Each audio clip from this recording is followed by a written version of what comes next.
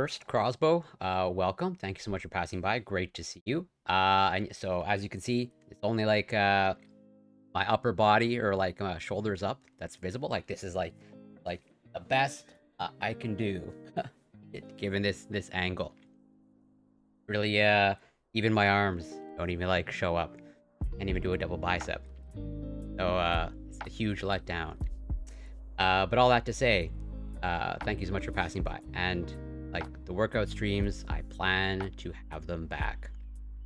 I just need to convince someone to let me use their space. And I think I have found a space. It's just a matter of like convincing. And probably workout streams will look a little bit different since it'll be a brand new space. Um, but yeah, I am pretty committed to bringing them back. I totally enjoyed the workout streams. And well, I also enjoyed the streams that I'm doing now in terms of science and research. I mean, those are essentially my two passions: science, research, fitness, health. So I'm doing the best I can to bring them back. And I am pretty optimistic that in the next, I think, month or so, maybe 2 months at most, it will be back. But it's great to see you. I hope you're keeping well. And like, yeah, I'm hoping that at some point you can also pass by and I'll be in a workout. But to be determined. But yes, I am back. Had a great stream yesterday. Just pretty laid back, reacting to stuff and going over pretty much random articles. No real focused topic. And it's going to be mostly, or a little bit of the same today, but I do have actual research that I want to go over and a couple of smaller articles and reacting to a video. I sort of gave a preview. Oh well, so you didn't miss much. Like I said, and even my arms are in frame. Like at most, I can like show a bicep and like that's it. And it's all like bad angles. Probably not the greatest lighting. So there's not much to show on these streams. And obviously I'm wearing like a regular t-shirt, you know, not my usual compression. Yeah. Hey, as long as they look stellar, that's all that really matters, right? No function whatsoever, just that pure baseball. But I appreciate that. Super kind. And I'm trying. I'm still working out. It's just I'm not streaming it. I'm just going to a regular old public gym. Getting the workouts in. I had a great workout today. Both some strength training and some running, cardio. It's just a matter of, like I said, trying to find that new space. But I think it's going to happen. Or whatever, somewhere down the road when I actually have the ability to invest in a home gym, and I'll stream my workouts from home. And I appreciate that. It's a pretty, I'm not gonna lie, it's like a pretty cheap lamp. It's like a $10 Amazon like lamp and light bulb. But if it looks good, that's all that really matters. All about the aesthetics. But yeah, on today's stream, we have well, crows turned out to be maybe pretty cool. Or maybe we underestimate their abilities, their cognitive abilities. But before we get to that, I have like some smaller articles to go over. Sort of overlapping with yesterday. But yeah, like I said, Crossbow, I hope you're doing well. It's great to see you. And like, if I remember correctly, maybe you're on the job search. And I'm hoping, if I remember correctly, that's the case, that you found a job. We're gonna hop right into it. Just mostly some news stories overlapping from yesterday, where I pretty much covered multiple news stories in the United States talking about whatever, not necessarily surge, but an uptick in COVID cases and hospitalizations. And it seems like the same thing holds true here in Canada. No surprise. And it looks like, you know, might not be in time for updated boosters, but we shall see. Positive tests, hospitalizations creeping up as drug makers seek new vaccine approvals. There are early signals Canada is already entering a fall COVID wave, while updated booster shots likely remain weeks away.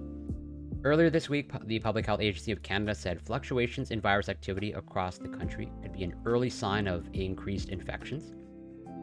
The percentage of COVID tests coming back positive, for example, had been gradually declining since the spring, but started going up again over the last month, most recently hitting nearly 9%.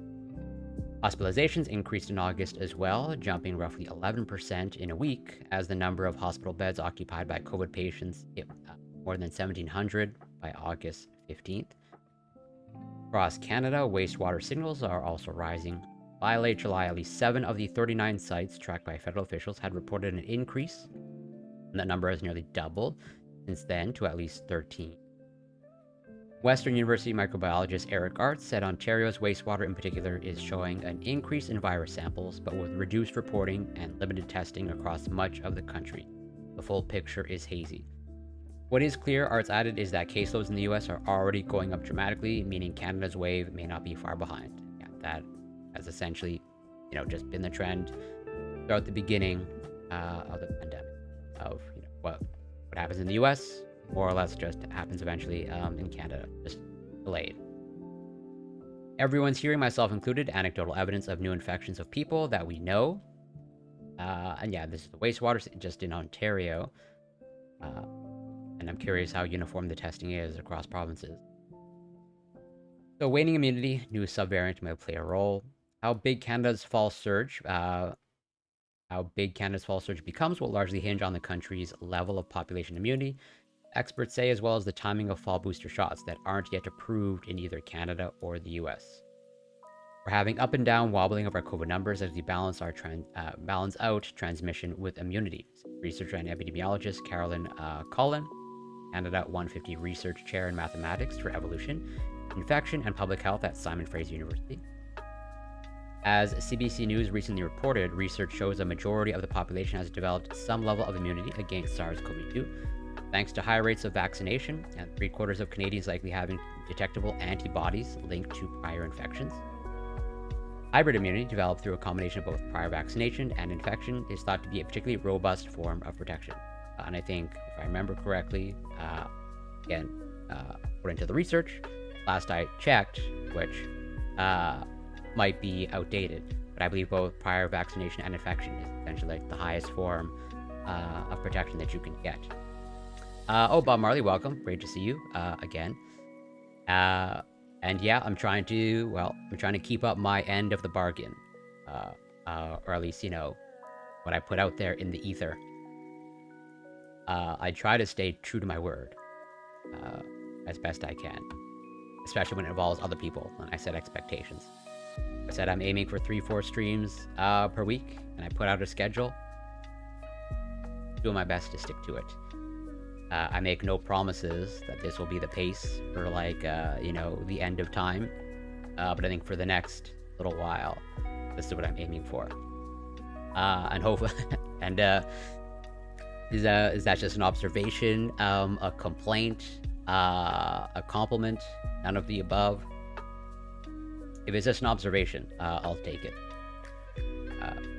Yeah, I am trying to generate more content.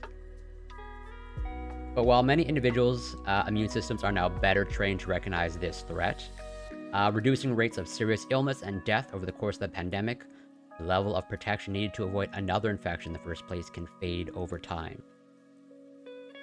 And yeah, almost certainly, even though I've had, multiple doses, I think at least 4, if not 5, I don't know if I've had a prior infection. I wish I had ability, or rather I wish I had the funds to find that out, because I could totally get a test that will tell me that I've had a prior infection if I have antibodies against the nucleocapsid protein. That is almost certainly a sign that I've had a prior infection, but I believe that's a pretty pricey test last I checked. Oh well, great. So So now you're doing the workouts.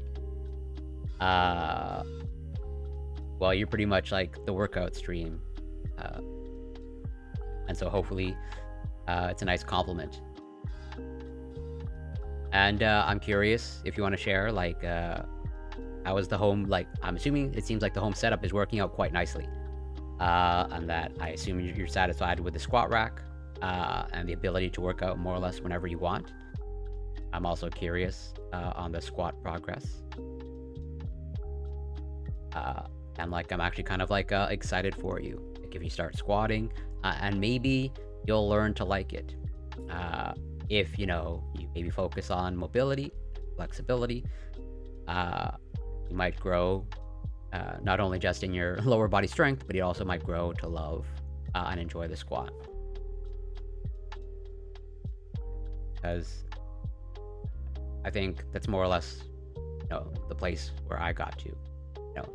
Even though I don't really love working at lower body, but I do derive some enjoyment from it, because like squat, I can generally move pretty decently heavy weight, or at least I'm proud of the amount that I can squat. So we haven't had a large COVID wave in the summer, and we haven't had a lot of vaccinations, so that protection against infection might have waned to some extent. And that puts us in a position for potentially a larger wave. A contagious subvariant called EG5 that's circulating widely right now could also help fuel a surge, though scientists are still assessing the risk posed by the Omicron offshoot. Early evidence suggests it's no more severe, yet it does appear better able to evade frontline immune defenses, allowing it to infect and reinfect more people. There's no cause for panic, call in stress, but among people that may not have an infection or booster shot in months, a fast-spreading subvariant can find plenty of new hosts. You don't need a lot more severity to cause a large problem if you have a lot more numbers. And what is at least sort of maybe trying to predict a potential situation in the future, it's like, even though, they presumably have greater protection overall, either through vaccinations or prior infection or some combination thereof. And like this particular subvariant doesn't appear to be more lethal. But given the current state of our healthcare infrastructure, even if it just causes like a mild increase in hospitalizations and severe outcomes, like already our healthcare infrastructure is pretty much like collapsing as we speak. If not, it has collapsed already. And so even if there's just like a small uptick in hospitalizations and severe outcomes, like I don't know what that's going to look like, given how the healthcare system has like really crumbled over the last little while. Largely accelerated. It was crumbling before the pandemic, but it has just exponentially accelerated as a result of the pandemic. Like maybe not cause for concern as a result of like the virus in and of itself, but the fact that maybe the resources are pretty much like stretched to the limit, I think doesn't necessarily bode well. That is my primary concern. The home setup is great. I'm definitely going to overtrain again, though. I imagine always having a squat rack around the corner. Yeah, exactly. Tempting. For sure. I know exactly what you mean. I invested in a pull-up bar. And, I definitely can overtrain on pull-ups. Especially if I pretty much have access to a pull-up bar 24/7 now. And I need to be careful to not overdo it. Even when I want to, I also have to be careful not to overdo it in the public gym that I go to and not overtrain there. I'm just kind of an overtraining machine. I tell you what, I hate squats with a passion. Now, no, but I really enjoyed it. Okay, well, I'm glad at the very least you enjoy deadlifts. I think at least some enjoyment from the squats will come. You just have to, I think, stick with it. I think if you approach it appropriately and with, the right mindset of developing good habits now, it will pay, I'm almost absolutely certain it will pay dividends in the long run. you know, you're an economist. Think of it as an investment. It might take a while for it to pay off, but like I would bet a large amount of money that it will be a pretty large payoff. If you invest in the mobility and flexibility and stability before, like, you know, trying to push your limits. What? Like, yeah, I have seen firsthand, and, you know, sort of coached firsthand that, yeah, you know, they start off hating it, and, you know, understandably, if you don't have the mobility and flexibility to like squat appropriately, and you're not cued with the proper technique, it is totally a frustrating experience, because like you can plateau pretty quickly. You can potentially injure yourself, and it also like exposes, you know, imbalances and limits in mobility and flexibility, as opposed to like deadlift, unless you have like some sort of like really severe mobility and flexibility issue. Like virtually everyone can deadlift, even with like bad form. Not recommended, but let's just say there's you can get away with more in terms of bad form when it comes to deadlift versus the squat. I was weak with deadlifts, but I got lifting straps and managed to lift all the weights I have in my gym, which is not much. So I'm so right now. Know what I need to get more of. Okay, good. Although, well, so just here is where this is just my own personal sort of like philosophy. And 130 kilograms, that's like, you know, whatever, 290, 280 pounds.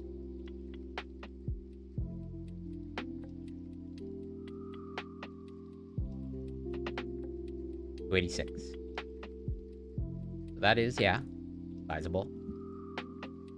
Although at the end of the day, the number doesn't really matter unless like you're out training for powerlifting. But yeah, what I was gonna say is, you know, maybe forego the lifting straps, or maybe don't be so quick for the lifting straps, because like grip strength is important. This will also pay dividends over the long term. Where, you know, at this point, if you're just starting to deadlift, I would not necessarily recommend, but, you know, do what you will. But I would say, generally speaking, I would advise to, like, pretty much only start incorporating extra equipment until, like, you know, you've, like, reached a certain level of training, and also strength, as in, you know, if grip is the limiting factor, then you should probably work on your grip. Where, yeah, if you can't, I would only start incorporating like lifting straps until, like, you know, there's just such a huge threshold to overcome of, like, yeah, developing the grip strength to deadlift like 500 pounds. Like, that is a huge hurdle. It can be done, but you need to be intentional about it. But that is just my personal opinion. I am very much sort of a minimalist equipment type of person, just because, like, yeah, at least my philosophy is, I think, whatever, the body's mostly like a chain, and that you're only as strong as your weakest link. And at least for me, I don't really consider myself having the ability to deadlift something if I need to, like, you know, incorporate wrist straps or lifting straps. It has to be psychological. With the bench press and deadlift, I enjoy continuing when it actually gets difficult. With the squat, I have zero motivation to continue as soon as it's remotely interesting. That way, yeah, that definitely sounds psychological. Okay, well, I think that's good, but, you know, that's just my opinion. I think, you know, when you're sort of in like the beginning or intermediate stages of training, which I think you're in that phase, like, I would really advise incorporating a bunch of equipment. And, like, yeah, I think building your body and all aspects of your body now, and then once you, like, really, you know, kind of like hit a wall, then maybe think about incorporating accessory. Same thing with like a lifting belt. or even like pushing it to the extreme. Like if someone needs like lifting straps to like deadlift 135 pounds, it's like, well, there might be something off there. I want to focus on that. Same thing, someone needs like a lifting belt to like squat 135 pounds. Well, there's probably like larger issues there. You should probably like learn to either brace or, develop your core strength so that you can support that weight. Where was I? Right, that tangent, which I'm totally fine with because I'll always talk endlessly about health, fitness, and exercise. So the challenges stemming from another wave would hit Canada on multiple fronts, said infectious diseases specialist Dr. Donald Vin, an associate professor in McGill University's Department of Medicine. For one thing, more COVID infections would increase pressure on the healthcare system through higher demand on hospitals, absolutely. Coupled with higher rates of healthcare workers being sick, Vin said. That combination can become problematic. Know that our system is I think it's way more than fragile. It's essentially broken now, and has been for a while, sadly. And we dealt with this fragility from a surge in COVID cases in the community before, but there's only so many of those that the healthcare system can take. In terms of the direct impact on patients, Vin said that while high levels of hybrid immunity should prevent many life-threatening illnesses, there is also the potential for lasting health impacts from first or repeat infection, including long COVID.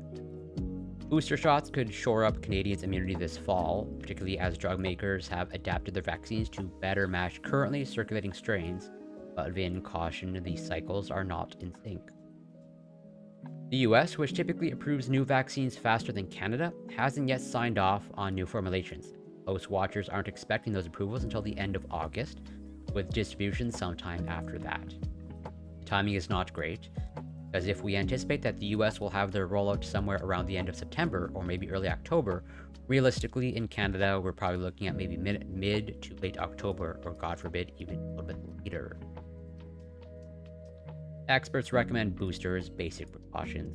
Canada's national vaccine advisors have already recommended getting an updated dose once fresh vaccines do arrive, particularly if you're at a higher risk for severe illness, including seniors aged 65 and up, people living in long-term care homes, pregnant individuals, and anyone with underlying medical conditions. Those national guidelines also suggest waiting roughly 6 months after a previous dose or a known SARS-CoV-2 infection, as research suggests the shots are more effective when they're spaced out from an active infection or prior vaccination, previously reported. While the shots offer lasting protection against severe disease, Art said there's a downside to waiting too long between doses. The longer that we go out without a booster, more likely we potentially, if exposed, will get infected. Upcoming shots could help blunt the end of a COVID wave, he added, but it's not going to prevent this wave now. Vin said Canadians can also bring back basic precautions a month ahead, such as avoiding crowded indoor locations. I more or less still do, although I still go to my public gym, which, I prefer not to, but I don't really have any other choice. I want that type of workout.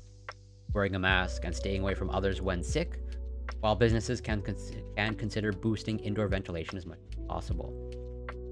Even at this point, however, Collins stressed we're in a better place than the US heading into the fall, given the higher levels of vaccine uptake in Canada over the last few years. So a spike in cases mirroring the surge south of the border isn't inevitable. Whether it turns into a big wave or not, she said, we'll have to see. But yeah, I think, despite our really crumbling, if not broken, healthcare infrastructure, that going for us in terms of overall better vaccine uptake. And then, other news story, getting into the main topics, is this one. Thousands of scientists are cutting back on Twitter/X, or formerly known as Twitter, now X, seeding angst and uncertainty, and at least based off of what's circulating on Twitter/X. It seems like, I don't know how true it is, but it seems like the block function is going to be eliminated. And if that is actually true, it seems like, obviously, understandably, more people are just going to flee Twitter more and more. even myself. Not that I use it all that much, and like I'm a nobody on Twitter myself. I've sort of noticed that there's way less engagement, visibility, and also like totally anecdotal. I have no data to back it up. This is just my own personal experience. You know, prior to whatever the takeover by Elon and all the other changes, like I would use Twitter to like pretty much curate or come across or like find studies, or rather I would be alerted, or my attention would be brought to studies that were interesting to me. That seems to be much less the case now, or at least I really have to go digging, to find, let's say, good science and research on Twitter. But that could just totally be, my bias, or a made-up phenomenon in my brain. But a Nature survey reveals scientists' reasons for leaving the social media platform, now known as X, what they are doing to build and maintain a sense of community. And, I'm on Threads by whatever, Meta, Instagram, but there doesn't seem to be anything going on there. Amelia Jarachowska joined Twitter in 2016 in the hope that it might help to enhance her career. She was finishing her PhD in paleontology at the time and felt that the platform would help her to connect with colleagues and find job opportunities.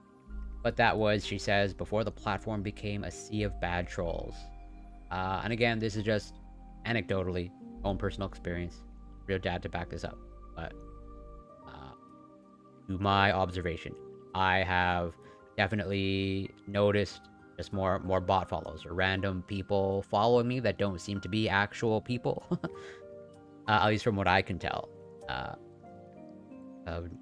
Like I would bet a large amount of money that some of the follows that I've had recently are not people, and they're just like bots. Or just, yeah, more people, either people or bots soliciting me for things that I don't want. Yeah, definitely, pretty much, that's my observation as well. But nothing to back it up. The low-tier, baity political stuff. But last December, after much consideration and several experiences of fighting misinformation on climate change and COVID-19, Jarachowska closed her account, feeling that her reputation could be at risk if she kept using the platform. She felt that Twitter was promoting provocative discourse over facts, encouraging a type of controversy that is not what scientists should be associated with. A survey conducted by Nature suggests that Jarachowska, now at Utrecht University in the Netherlands, is far from alone in curtailing her use of the platform. Since entrepreneur Elon Musk took control in October 2022, he has made a series of largely unpopular changes to Twitter, including cutting down on content moderation, ditching its blue check verification system in favor of one that grants paying members additional clout and privileges, charging money for access to data for research, limiting the number of tweets users can see, and abruptly changing the platform's name and familiar logo to simply X. His management has left scientists reconsidering the value of X, and many seem to be leaving. And again, totally just my own observations, but I follow quite a bit of academics and scientists and researchers on Twitter. And again, this is just my own personal timeline and newsfeed. But definitely have noticed that, yeah, they're putting out like their final tweet saying, "Hey, I've had it. I'm moving on to whatever Threads or some other platform, Blue Sky, etc., etc." I'm gonna say something. I remember. Regardless, to get a better sense of how researchers are currently interacting with the site formerly known as Twitter, Nature reached out to more than 170,000 scientists who were or still are users. Nearly 9,200 responded. More than half reported that they have reduced the time they spend on the platform in the past 6 months, and just under 7% have stopped using it altogether.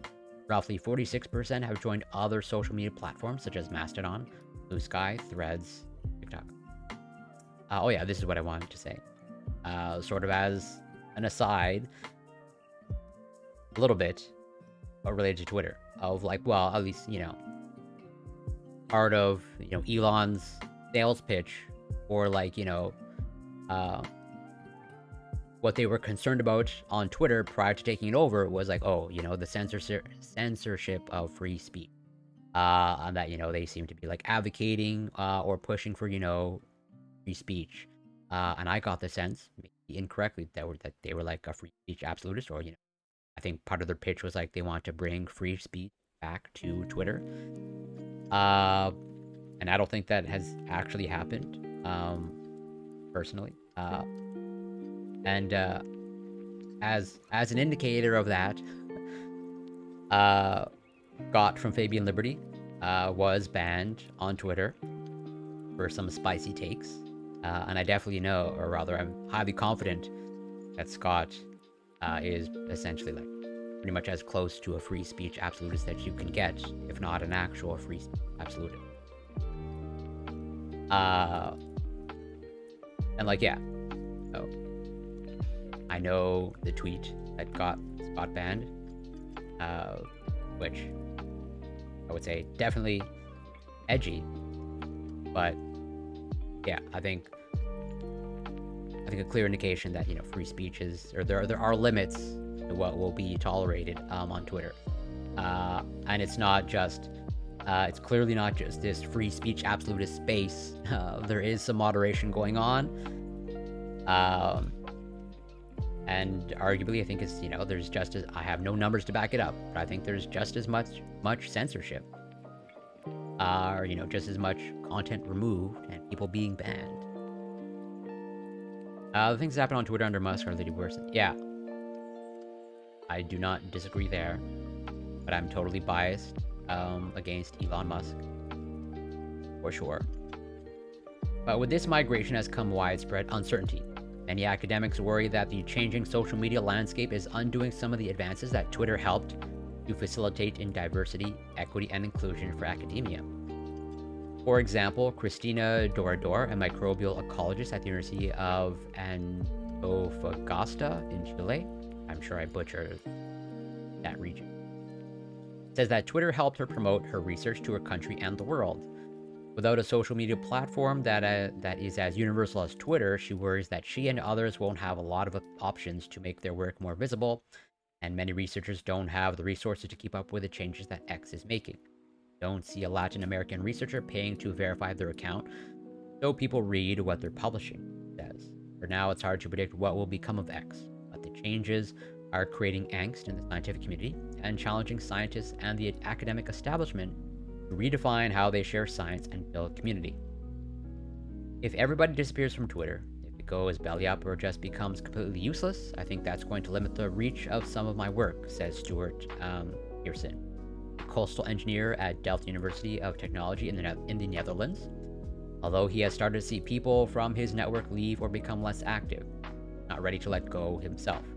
Because it took him years to gather followers and build his network, I can't say I'm too eager to repeat that again, which, yeah, there are very valid concerns being raised, but also I think there's something, in my opinion, more fundamental of like, should it be necessary, for scientists to, curate a following, or like, for scientists to like market themselves or like create a brand, or like, they have to get their research out there as part of being an academic.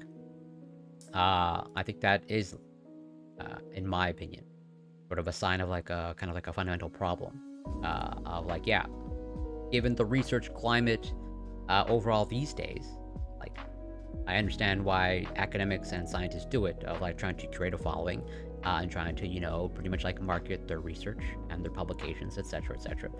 But I don't think, in my opinion, that should be the case, or they shouldn't be in the position of requiring to do that in order for them to either like whatever, cultivate a career, or even just like keep their career afloat.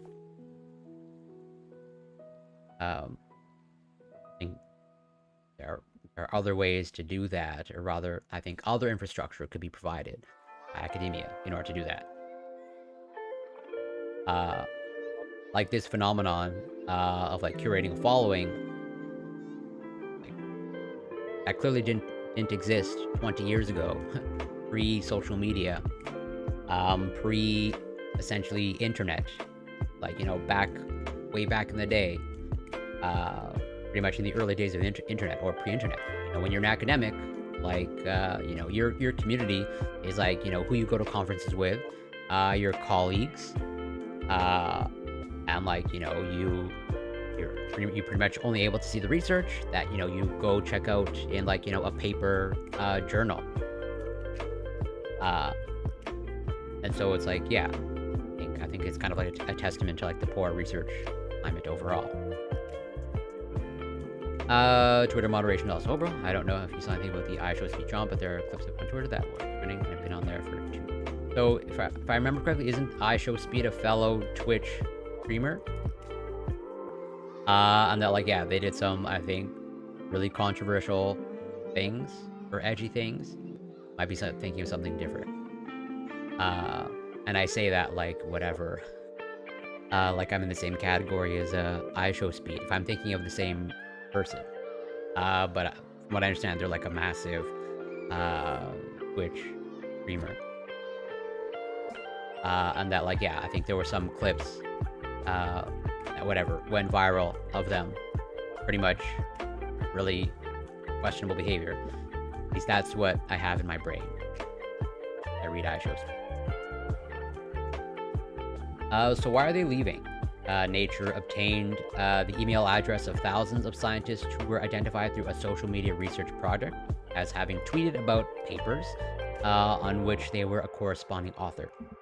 The survey from Nature asked whether people had changed their use of Twitter in the past 6 months and why.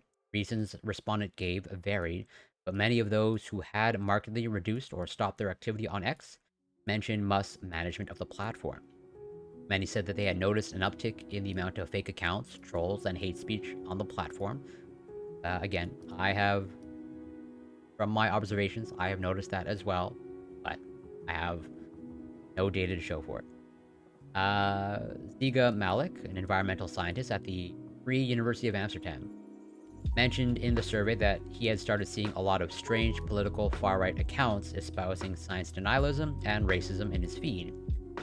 He has to block them constantly. Twitter has always been not so nice, let's say, but it is a mess right now.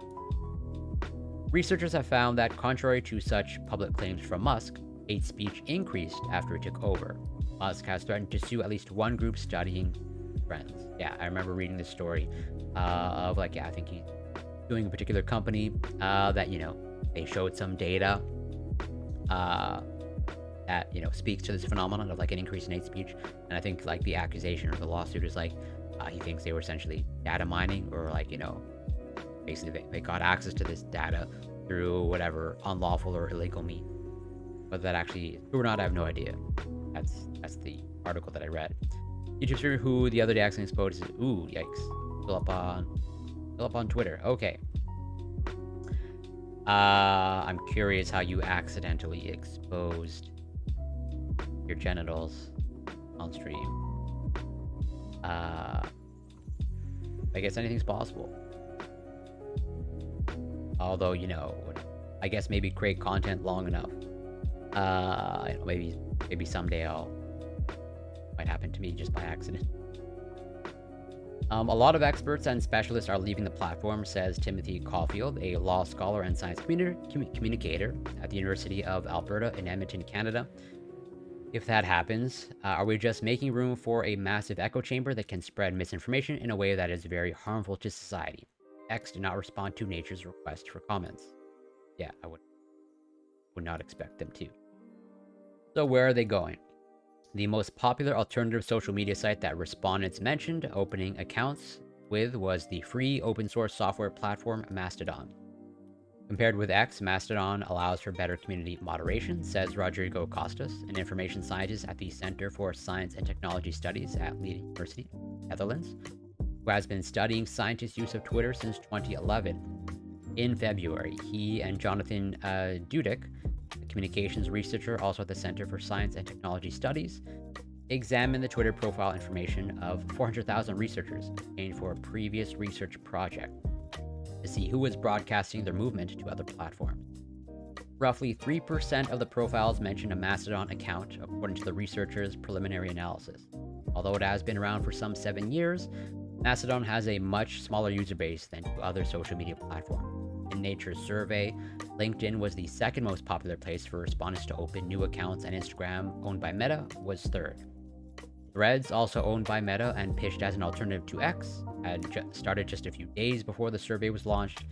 It reportedly attracted 100 million users in its first 5 days and was the fourth most popular platform among survey respondents, with about 1,000 people saying that they had joined.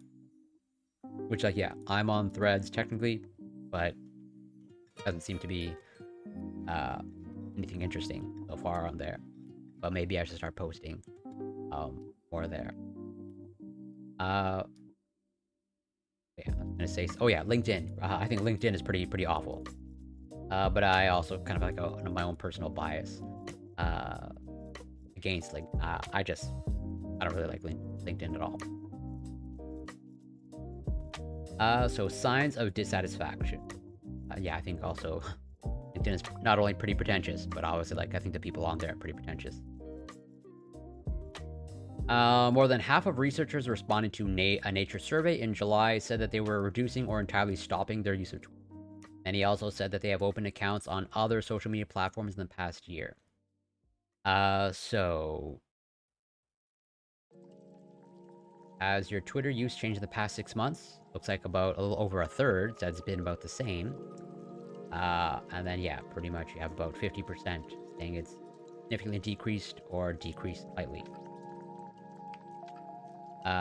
Although there's a small minority that says it increased significantly or increased slightly. Have you opened accounts on other social media platforms in the past year? Under half said yes. Yeah, Mastodon, the ranking here, Mastodon, LinkedIn. Blue Sky, very small.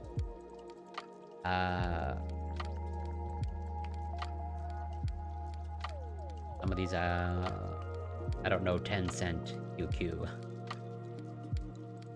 Which of the Twitter alternatives has, so I haven't obviously checked out all of them. You know, even though I said nothing is really happening. I mean, Threads, at least seems to closely resemble at least the overall sort of format and layout of Twitter. It's just yeah, the user space isn't as much. And yeah, the people that I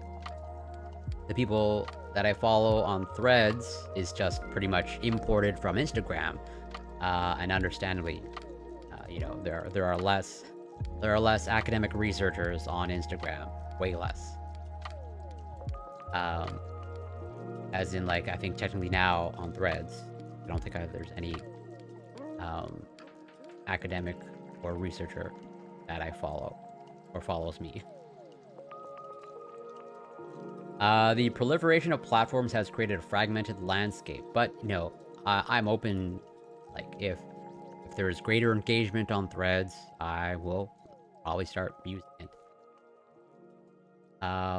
it more. Although, even though, like I said, I'm on Twitter, I don't really use it all that much. I mostly just post when I go live, and I make sort of the occasional joke or post what I think is an interesting article. That's about it. The proliferation of platforms has created a fragmented landscape for science communication and community, says Inger Mewburn, an education and technology researcher at the at the Australian National University in Canberra. Can't read today. One of the advantages of Twitter was that it was the main platform where researchers could go to find specific information. People would just go to that hashtag and they'd see everyone who was talking about a very particular interest, she says.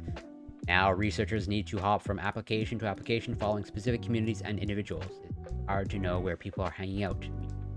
Right. And going back to Threads, you know, at least not yet, but there on Twitter, there are academic journals that have Twitter accounts, as in you know, the journal Nature has a Twitter account that I follow, so I get updates from them, and the journal Science, another, let's say, more niche journals in the life sciences. They have, accounts on Twitter that I follow in order to get updates from them, and hopefully research that is interesting. And, on Threads, at least as of right now, I think pretty much not the case. As in, I don't think Nature has a Threads account, and I don't think Science.org has a Threads account yet. Or like definitely the other niche journals don't. So that's why it's like, if they were there on Threads, I would totally pretty much just like migrate over there. They're not. Some researchers are trying to stick around. Malik says that for the time being, he will continue using X to promote his work. He published a paper on land degradation in Asia in July, and he's working on another one about livestock grazing in Europe that he also hopes to promote through X. But a lot of the people that he follows have left, and he's not sure how much longer he will continue. What is being lost? There is still no consensus on whether X will survive its current chaotic management.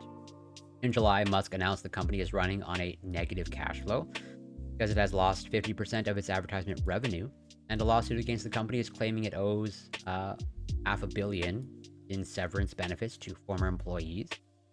Many scientists lament what is being lost in the process. One of the benefits of Twitter was how it created a sense of community for scientists, particularly for those from underrepresented groups. It gave a voice to female researchers about issues such as harassment and unequal pay, and served as an organizing point for scientists of color to speak out against inequity.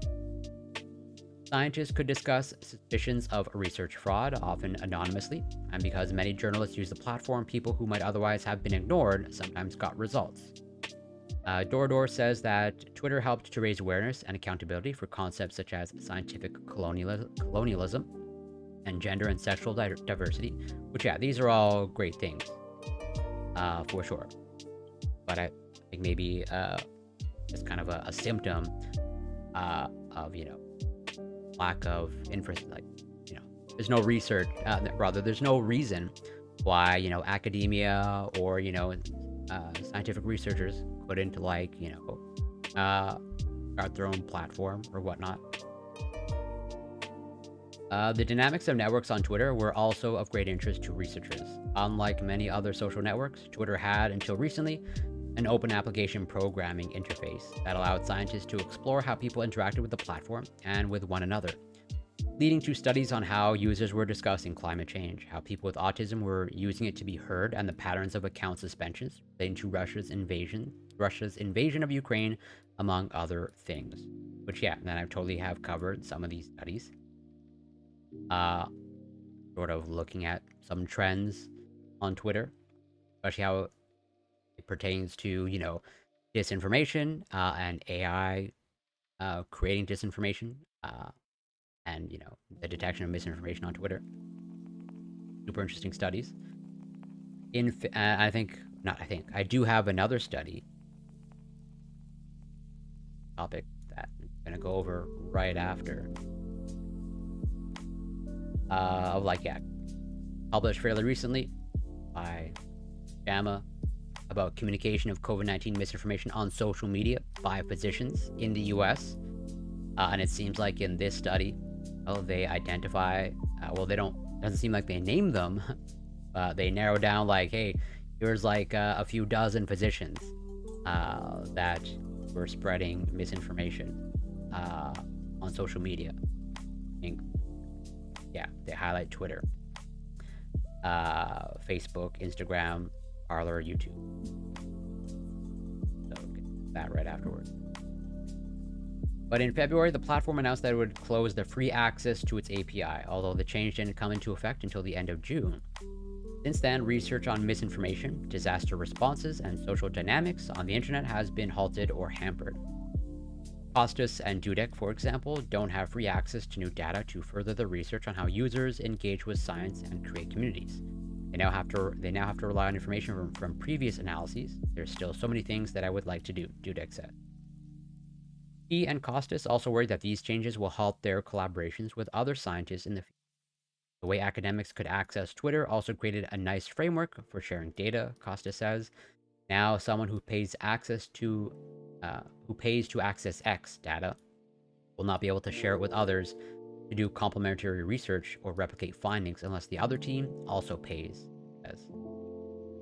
So what happens next? Whether X will manage to regain its attractiveness to scientists, or whether some other social media platform will grow into its space, is unclear. Mewburn doesn't see the loss of Twitter as a fatal blow to the scientific enterprise. I don't think science has become overly dependent on social media, she says. Scientists might find it more difficult to network and build their careers, especially if they don't have the money to go to conferences, but she expects that people will come up with creative new ideas.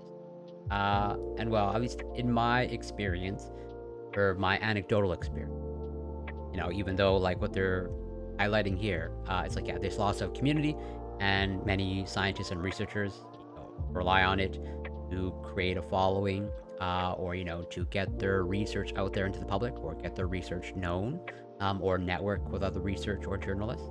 But I think at the end of the day, from my anecdotal experience, the majority of researchers are just not on social media, or at least definitely not on Twitter, and they don't really engage much with social media. But also, sort of like the faculty that I know, they tend to be older, so maybe the trends will change as younger and younger faculty are taking over. Jarachowska suggests that scientists focus on organizing webinars, building networks to share data and methods, and finding original ways to stand out. In some ways, she's glad to have put Twitter behind her. If you appear with your scientific contents between videos of cats, she says, it's not a particularly good medium for promoting yourself professionally, anyway. Mark Carrigan, a digital sociologist at the Manchester Institute for Education, argues that the idea that Twitter helped democratize academia was a bit simplistic. Social media created a space where academic celebrities thrived, even when it helped to diversify science, he says. It did so through the reinforcement of the same kinds of hierarchy. Rewards flowed to those who are known, valued, and heard, while those who are unknown, unvalued, and unheard struggled to increase their standing, he wrote in a 2019 article. He now emphasizes that conventional networking organizations should be eyeing this as an opportunity. Professional associations, societies, study groups, research networks, research centers, and laboratories have a responsibility to curate and support their own networks, he says. 99% convinced that Twitter, as we know it, is dead, and the sooner academics accept that, the better in terms of finding solutions to these problems. Which, yeah, I agree with this closing paragraph here. Like, there's no reason why, yeah, we can't, like, cultivate our own networks, or curate our own networks.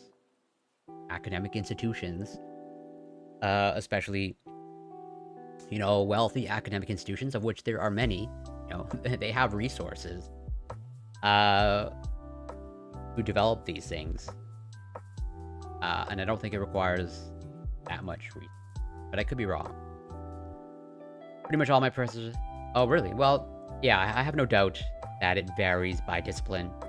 And I imagine economists are probably slightly more sociable than, whatever, the type of scientist that I know. Maybe. But speaking of social media and information on social media, I think this is an interesting study. And sort of going back to yesterday, of like, how can we make scientific publications, better? And one of the things that was brought up is, key points, and a plain language summary. And, but I think this is a pretty good example of that. Points, question, findings, meaning. Where what types of COVID-19 misinformation have been propagated online by US physicians, and through what channels. So the findings in this mixed method study of high-use social media platforms, physicians from across the US and representing a range of medical specialties were found to propagate COVID-19 misinformation about vaccines, treatments, and masks on large social media and other online platforms, and that many had a wide reach based on number of followers. Functionality. I apologize if I mispronounced your username, but welcome. Nice to see you. It's an interesting situation. We have access to info and fast communication than any other time in the past, and yet we struggle to spread that and make it easily accessible. Total, I agree with you, 1,000%. Where it's just information overload, and it's just, I think it's largely a mix, or it's predominantly like low quality or poor quality information, and you have to sift through the poor quality or the bad quality information to get to the hopefully higher quality, better information. But it's just like so much to sift through that, understandably, you might not be incentivized to put in the effort to, pretty much wade through all the BS. And I think a nice study that highlights that, going back to social media and AI and disinformation. See if I can find it. Brought it up multiple times.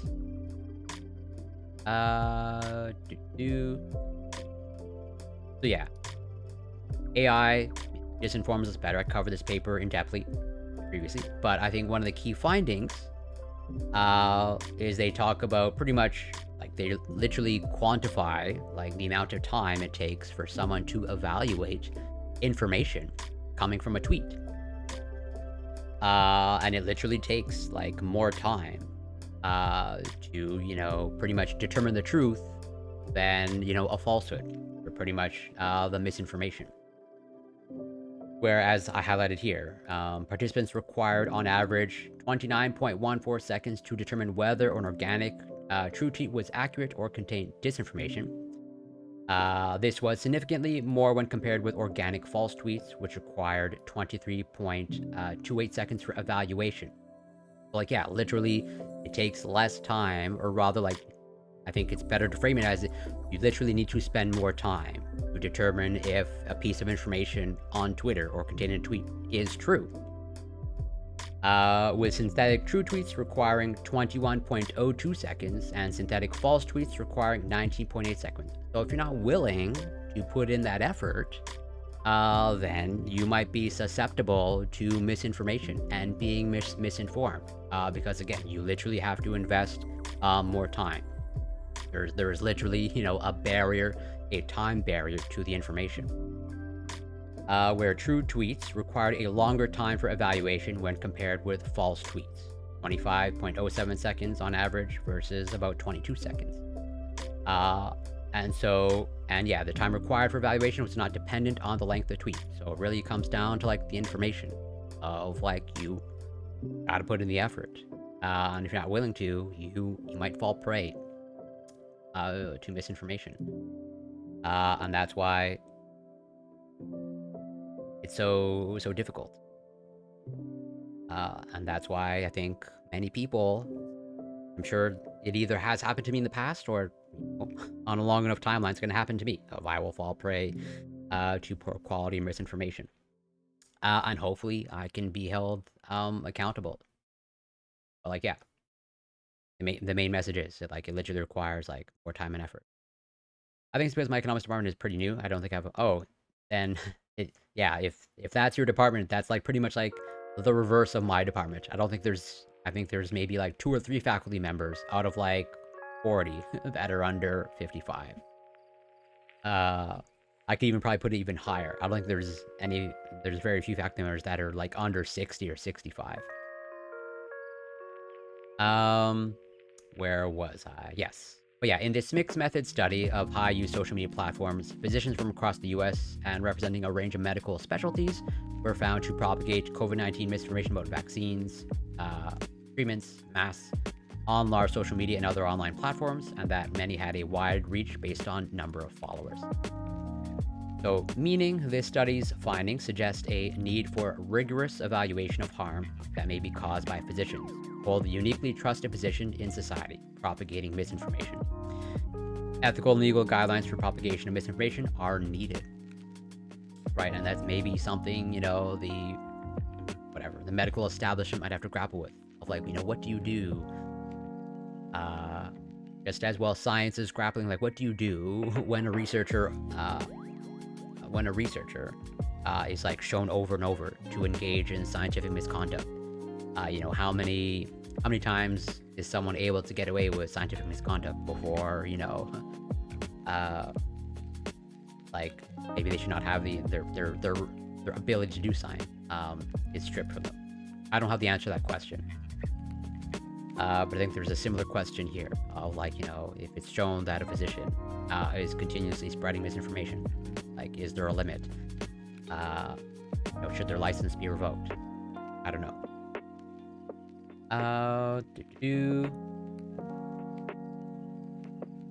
So, as of May 11th, 2023, an estimated over 1 million COVID-19 deaths had occurred in the US, and nearly 14% of people infected by the COVID-19 virus have experienced the post-COVID condition. As of December 2022, estimated death rates for unvaccinated persons in the US were 271 per 100,000, compared with 82 per 100,000 for those fully vaccinated, so much like, you know, a threefold decrease. But again, I still see the narrative that, you know, that there's no protection conferred by vaccination. Yet only 69.2% of eligible people had received the full primary vaccine series, and 15.5% had received the bivalent booster.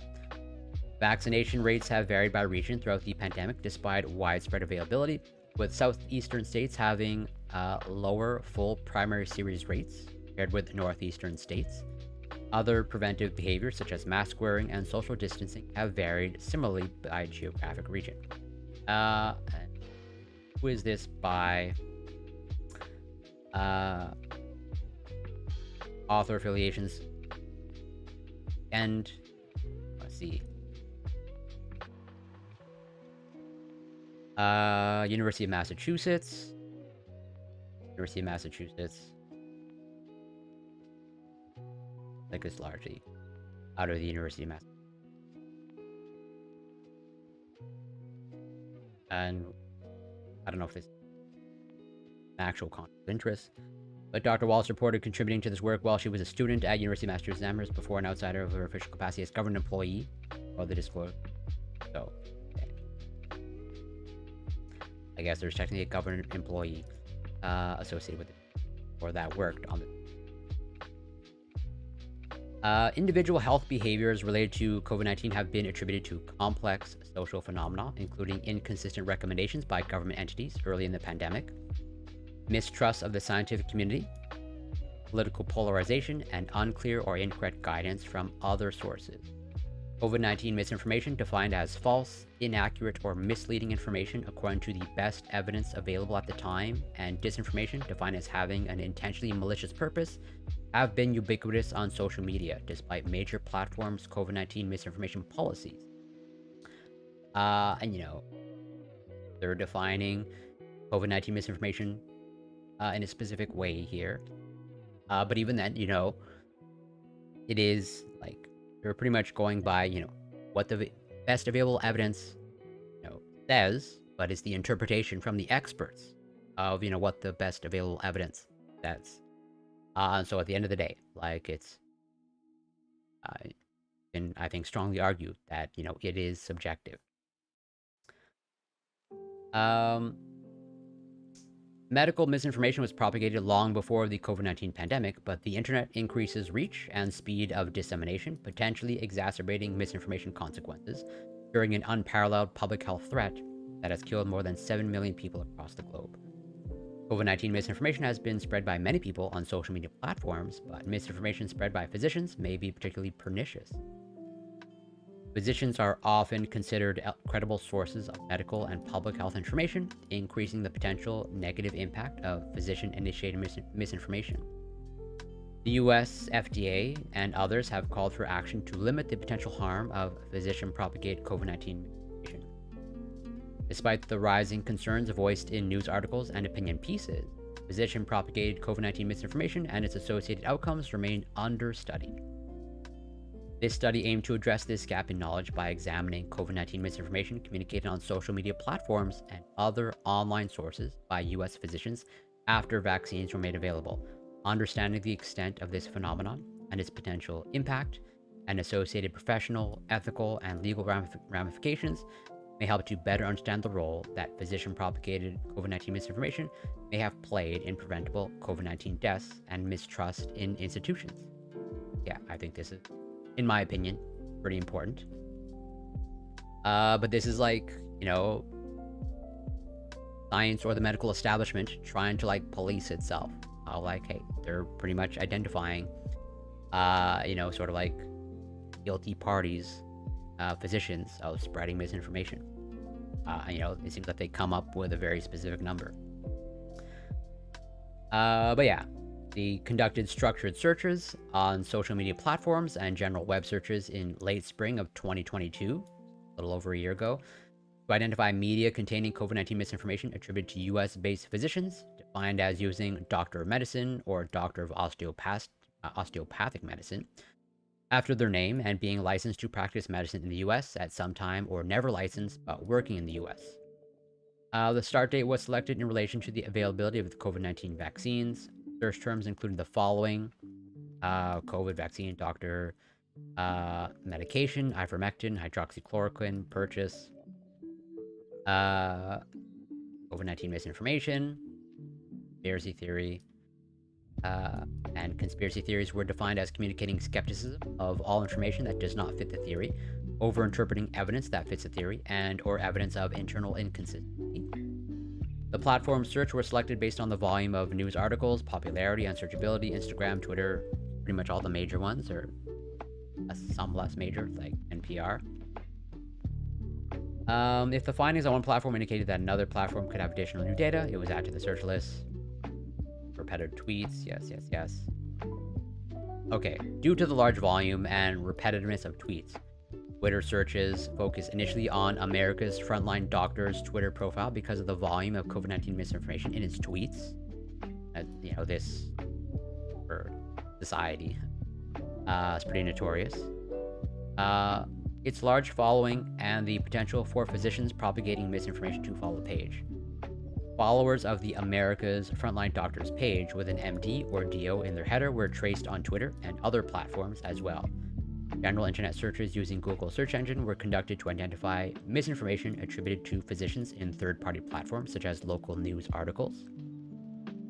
The following information was collected from each source: physician's name, medical specialty, the states in which they were currently or had been licensed, whether their license to practice was active, had lapsed, or been revoked based on state medical board site searches, when the misinformation was posted, if available, from what source it was found, and the number of followers the physician had, if the source was a social media platform. Misinformation was classified into the following categories: medication, vaccine, mask or distancing, and other unsubstantiated or false claims. After the initial searches were completed, the physicians' names were searched on the social media platforms and through general online searches to identify misinformation they posted that may have been missed. So they did both a quantitative and qualitative analysis.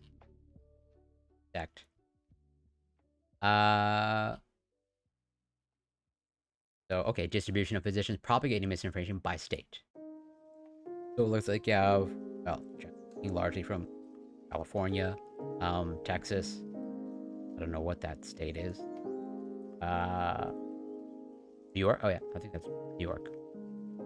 Interesting.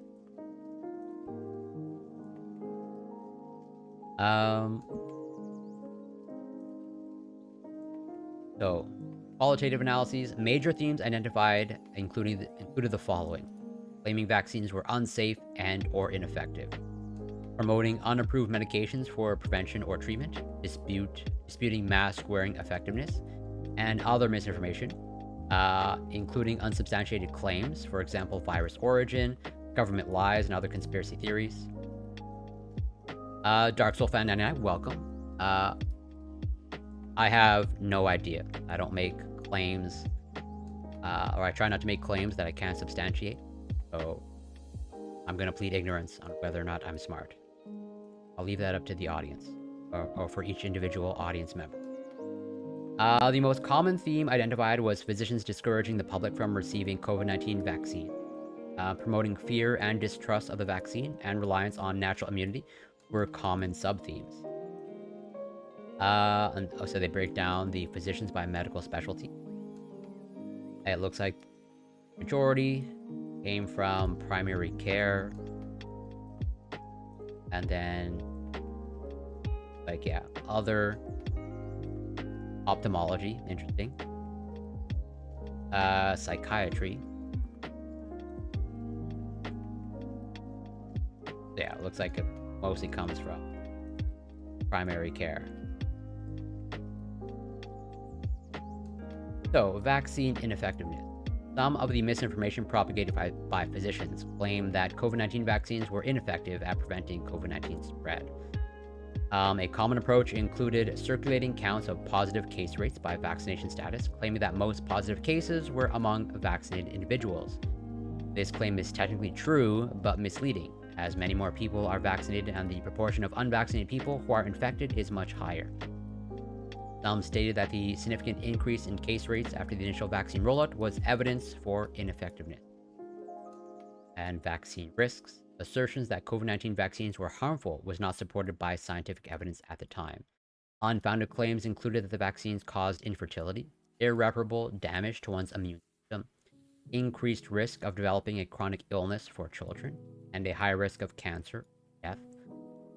Claims that myocarditis was common in children who received the vaccine and that the risk of myocarditis outweighed the risk of vaccination were also unfounded. Several physicians redistributed news articles with stories of individuals suddenly or mysteriously dying from the vaccine. Despite evidence from the CDC confirming that deaths caused by a COVID vaccine were extremely rare, 9 deaths for over 600 million doses administered in the US as of January 2020. So there are technically deaths associated with it, and could be attributed only to the Johnson & Johnson COVID-19 vaccine, which was used much less frequently than other manufacturers' vaccine countries. Many of the identified physicians promoted the use of treatments that had not been tested or FDA approved for use in relation to COVID-19. The most prominent medications promoted were ivermectin and hydroxychloroquine, which have been found to not be effective at treating COVID-19 infections in randomized clinical trials. Anecdotal personal experiences of successfully treating patients with untested medications were commonly used to support claims about safety and effectiveness, such as patient conditions were not improving before receiving the untested medication, but the patient recovered after starting the treatment. And then other misinformation. This misinformation category included conspiracy theories related to domestic and foreign governments and pharmaceutical companies. Theories related to the government included the following. 1. The COVID-19 pandemic was planned by government officials. Government and public health officials withheld key information regarding COVID-19 from the public, such as hydroxychloroquine effectiveness, falsified statistics to make the virus appear more severe, and censored information that challenged government messaging. The virus originated in a laboratory in China, which contradicted scientific evidence at the time, and the virus was part of a National Institutes of Health funded study. It was leaked, and that the leak was covered up by government and public health officials. Theories related to pharmaceutical companies included that they played a role in discouraging the use of ivermectin and hydroxychloroquine because these medications were inexpensive, accessible, and pharmaceutical companies benefited from the promotion of more novel and expensive treatments. So, their overall findings. This study was the first, to our knowledge, to identify the types of COVID-19 misinformation propagated by U.S. physicians on social media and the platforms, as well as characterize the physicians who spread the misinformation. Understandably, doesn't look like they're publishing their names of who they identify, at least as far as I can tell, or maybe there's some sort of like supplementary information. I'm curious at one point if that information is ever going to like get out or be leaked. The content of misinformation physicians spread was similar to the misinformation spread by others. This study contributes to new information about the range of specialties and regions of the country the physicians represented. The widely varying number of followers on social media for each physician suggests that the impact of any individual physician's social media postings also may vary. Some of the physicians identified belong to organizations that have been propagating medical misinformation for decades, but these organizations became more vocal and visible in the context of the pandemic's public health crisis, political divisiveness, and social isolation. Understanding the motivation for misinformation propagation is beyond the scope of this study, but has become an increasingly profitable industry within and outside of medicine. For example, America's frontline doctors implemented a telemedicine service that charged $90 per consult, primarily to prescribe hydroxychloroquine and ivermectin for COVID-19 to patients across the country, profiting at least $15 million from the endeavor. Twitter's elimination of safeguards against misinformation and the absence of federal laws regulating medical misinformation on social media platforms suggest that misinformation about COVID-19 and other medical misinformation is likely to persist and may increase. Deregulation of COVID-19 misinformation on social media platforms may have far-reaching implications because consumers may struggle to evaluate the accuracy of the assertions made. Right.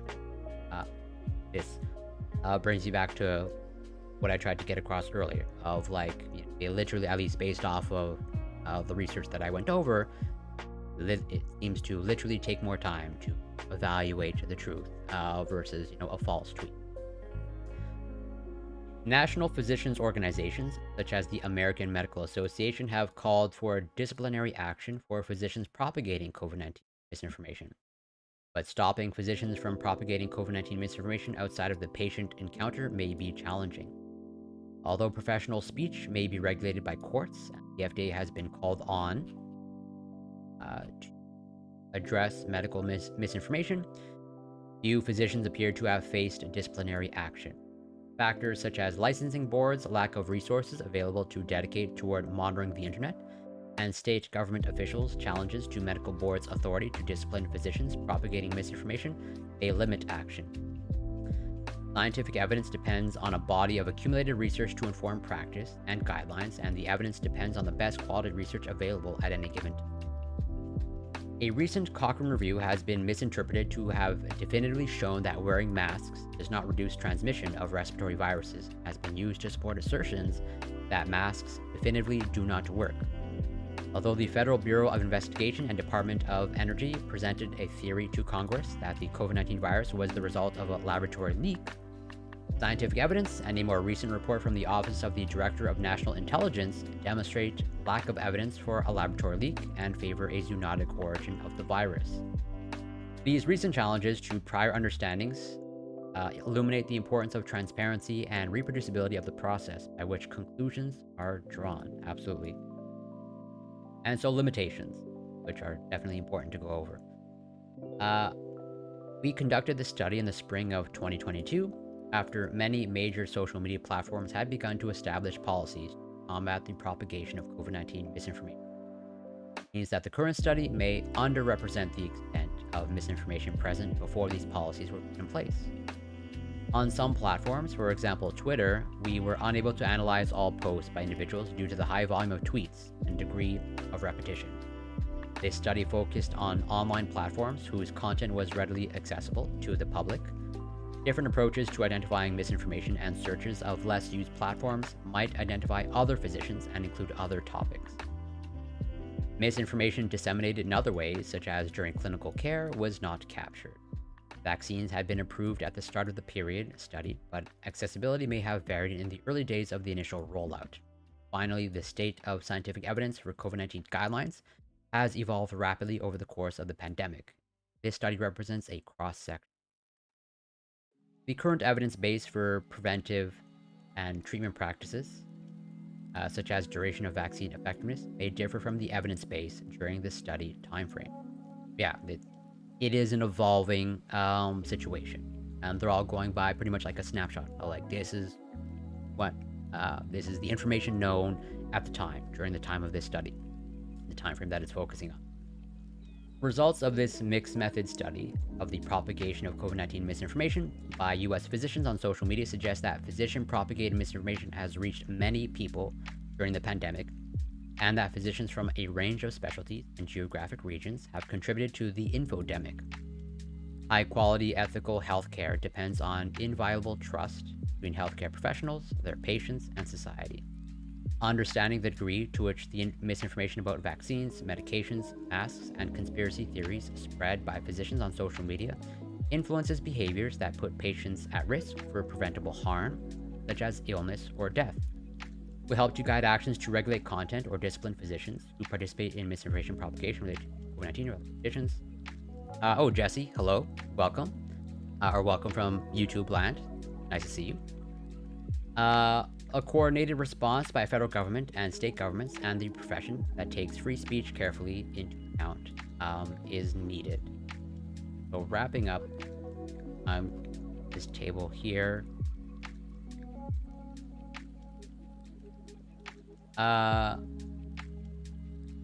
Okay. This is basically just a sampling of some of the misinformation that they've identified. Yeah, I don't really need to go through. But all that to say, I'm sure there's going to be follow-up studies or future studies that go over that. And I'm curious, how we're going to move forward. This age of AI and AI's ability to generate misinformation. Although, AI also might be a tool in our ability to monitor or identify misinformation and disinformation. But yeah, I definitely have a lot of concerns. But moving on, switching topics to one of the main topics, or one of the main headlines in my stream title. Although this is an article talking about a study about crows and their cognition, and maybe we're underestimating them, or rather underestimating their ability to make decisions and process data. I tried to get the original study, but it's behind a paywall. I should be able to get it at some point, but right now it's out of reach. But, as it says here, so this is an article basically trying to summarize the study. Crows are natural statisticians. A new study shows that carrion crows use memorized reward association, a combinatorial way to apply relative probabilistic information to optimize reward outcome. This, for the first time, shows that a corvid species can flexibly apply statistical inference during decision making. Statistical inference refers to the ability to use patterns, correlations, and probabilities to reason about the world and anticipate future events, and was long thought of as a uniquely human cognitive ability. However, in a lot of context, statistical inference is potentially also beneficial to non-human animals, make predictions and decisions based on incomplete or uncertain information. For example, when navigating environments to find food and avoid predators, or when responding to social dynamics. In a new discovery by Johnston et al., reported in this issue of Current Biology, which I should hopefully have access to the original study soon. Want to look at it. Crows learn to associate reward probabilities with arbitrary stimuli in a choice task, and applied this knowledge to maximize the rewards they gain during the task, indicating they are capable of true statistical inference. That's an excellent question, and maybe this article is going to elucidate that. I think, well, so if you're gonna compare it to humans, as in actually, it's a nice coincidence, but we watched a video yesterday about IQ from Veritasium, which gave sort of a broad overview of the history of IQ, its utility, its shortcomings, how you can train and improve your IQ score through a variety of different methods, from training to increasing your motivation through external incentives. So if you're asking the question of whether a crow can pass an IQ test, yeah, obviously the answer is no, and that they'll score almost certainly 0 or close to 0. And so I guess maybe on paper, the way we sort of try to assess cognitive abilities or problem-solving abilities, yeah, crows don't stack up. But that's not to say that they don't have other cognitive abilities that they excel at, or maybe in a similar vein to what we have. But it just, I think what we're finding out more and more, it's we very often have to develop the appropriate test to tease out the actual skills that they have. And that, we might, for a long time, have underestimated the skills because we just haven't, again, it's like trying to, the age-old adage of, like, trying to assess the ability of, let's say, an elephant to climb a tree, and concluding that, they lack any skill or cognitive abilities, like, whatsoever. And actually, same thing, I think, actually, the best analogy that I can come up with, it's like, physical abilities. People have, like, strengths and weaknesses, just as animals have strengths and weaknesses. And totally, like, if you take, let's say, for example, I think a great example is a strongman competitor, or like world's strongest man competitor. Like, they lift heavy things, Atlas stones, truck pulls, and they excel at that. Moving these massive amounts of weights, or deadlifting, over 1,000 pounds. But then, get them to, take them into an indoor climbing gym, or, try to get them to climb, like, the most basic of, like, bouldering problems, and they'll fall, like, flat on their face. Just because, like, yeah, you're so highly specialized that, like, unless we actually, like, test you, like, in a strongman competition, you might look, like, really incompetent. And I think the same thing holds true often, like, non-human animals. But, like, we just kind of, like, assume that there's, very limited or no cognitive abilities, and maybe not so true, or maybe we just haven't developed the right test. Where was I? So yeah, great question, and thank you for asking it. So yeah, in a new discovery by Johnston et al., crows learned to associate reward probabilities with arbitrary stimuli in a choice task and applied this knowledge to maximize the rewards they gained during the task, indicating they are capable of true statistical inference. 2 crows were trained on a touchscreen to associate 9 unique stimuli with reward probabilities ranging between 10 and 90%. The crows learned the associated reward probability for each stimulus in about 10 days of training and over 5,000 trials. During the test, when presented with a choice between 2 of the stimuli, they reliably chose the higher reward probability, indicating an optimal choice. Unlike the fact that they were able to be trained on a touchscreen, I also think. So their figure here, a crow being presented with a choice between two different symbols on the touchscreen. One symbol being associated with a 30% reward probability, the other symbol being associated with 90% reward probability. During the test, crows choose a symbol associated with the higher reward probability more often. This was also the case when conditions included an option with high reward probability, and they made more optimal choices when the distance between the 2 stimulus options increased. The crows did show statistical inference in the first session of the test, and performance only slightly improved over the sessions, indicating that optimal choice was not based on associative learning. They also memorized the stimulus association for at least 1 month without exposure to the stimuli. So taken together, these results provide compelling evidence that crows use reward associations in a combinatorial way to apply relative probabilistic information in order to optimize their reward outcome. A strength of the new study is that it allows an investigation of the exact cognitive mechanism at play and whether animals use simple rules, such as avoiding the least rewarding stimulus rather than statistical inference. The study shows that the latter is the case in crows, as individuals use the relative rather than the absolute reward frequency during decision-making. The crows receive the same absolute amount of reward from each stimulus. For example, the stimulus for 40% reward probability is presented twice as often during the test as the stimulus resulting in 80% of reward probability.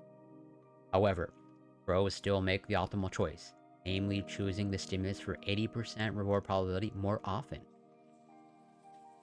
Similar levels of statistical inference have previously only been described in different great ape species. And never heard of them, a parrot species. When presented with mixtures of different ratios of preferred and non-preferred food, great apes were able to infer the optimal choice. namely choosing the option which more likely leads to receiving the preferred reward type. In a similar experiment, Kias had to choose between different proportions of rewarding and unrewarding tokens and showed evidence of statistical inference allowing them to optimize their choice. In these previous studies, statistical inference has been drawn from population to sample inference, meaning that a conclusion about the sample is drawn from population information that is visible to the subject at the time of decision making. The apes and Kias in their respective experiments have been presented with visual information about the relative reward frequency. That is, the rewards or tokens representing different reward types were shown to the test subjects. In contrast to this, the crows in the present experiment made sample to population inferences, meaning that decisions need to be drawn from mentally stored information. That is, the symbol reward associations learned during the training phase of the experiment. So it's like, yeah, well, it appears like, at least based off of how they're framing it here, like the crows are remembering something, as in like they're trained on something, and then, you know, pretty much like take it away for like a month, and it seems like they expose it to them again, and it seems like the information is retained. This means that the cognitive demands experienced by the crows are higher compared to previous experiments in other species. The current study by Johnston et al. Adds to a growing body of literature describing remarkable cognitive abilities in corvids, a bird family including species like crows, jays, magpies, and ravens. Corvids present an ideal bird species for studies on cognitive abilities as they display complex behaviors such as foraging innovations, tool use, and theory of mind. In a previous study on economic decision-making and odds evaluation, a number of corvid species, including carrion and hooded crows, common ravens, and rooks, failed to evaluate the odds of reward maximization in a decision-making task. In contrast to this, different corvid species have been shown to be capable of several forms of reasoning and inference. For example, hooded crows spontaneously exhibit analogical reasoning in a relational matching sample task, and New Caledonian crows can infer the weight of objects from observing their movements in a breeze. Interesting. A very highly specialized skill. It's also super interesting that, yeah, it seems to like vary like by species.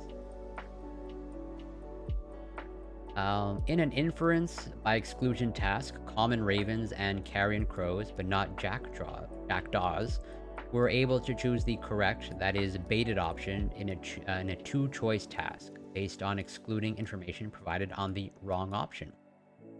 The highly social pinion jays outperformed less social western scrub jays, a transitive inference task, testing the bird's ability to track and assess multiple relationships, indicating that social complexity might drive the evolution of certain cognitive traits.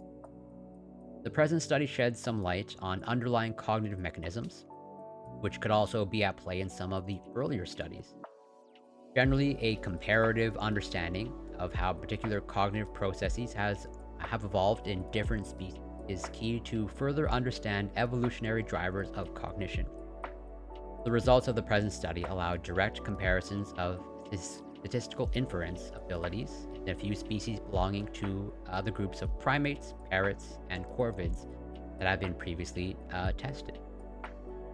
Given the large phylogenetic distance between birds and mammals, it is likely that the ability to make statistical inferences has evolved independently in different vertebrate species. Future research will need to uncover the exact socio-ecological factors driving this. However, in order to do so, more species differing in social organization and ecology need to be tested in comparable cognitive tasks.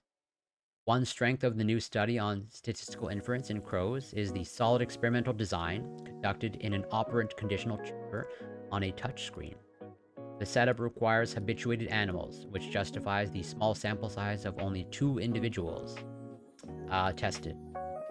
However, in principle, the setup can be used and standardized in a wide range of species and laboratories, allowing to obtain comparable results across species and context.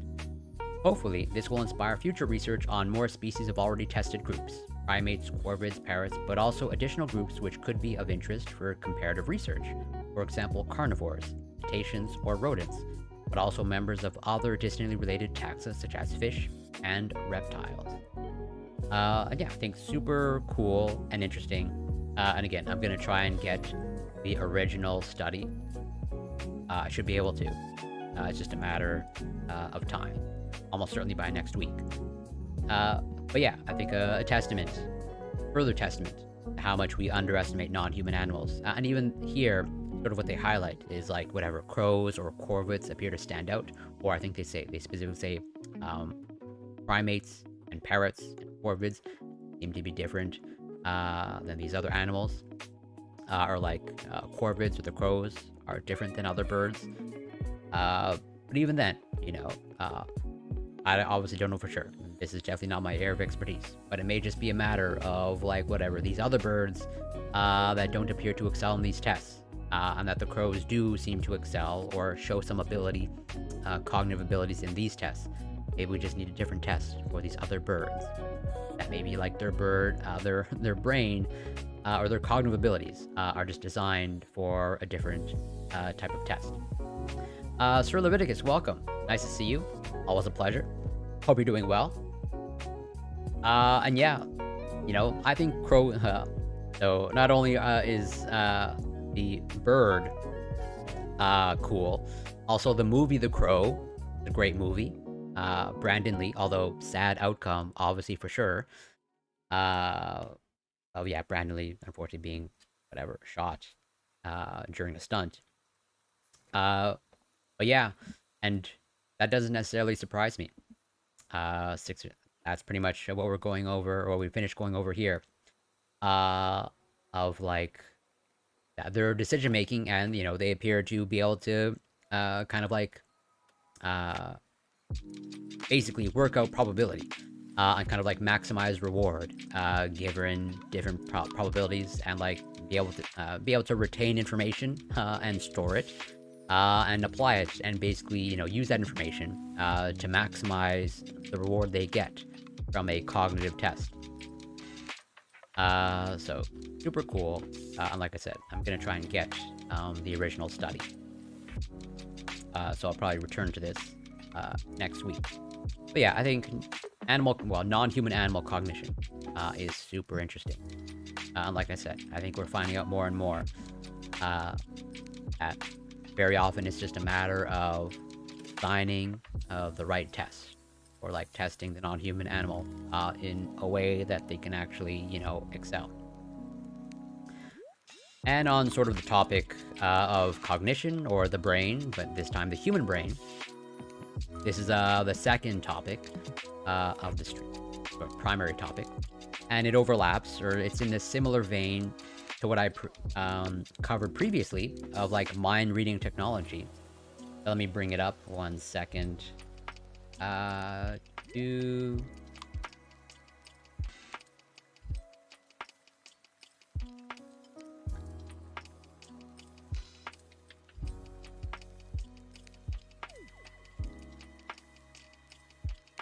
we go.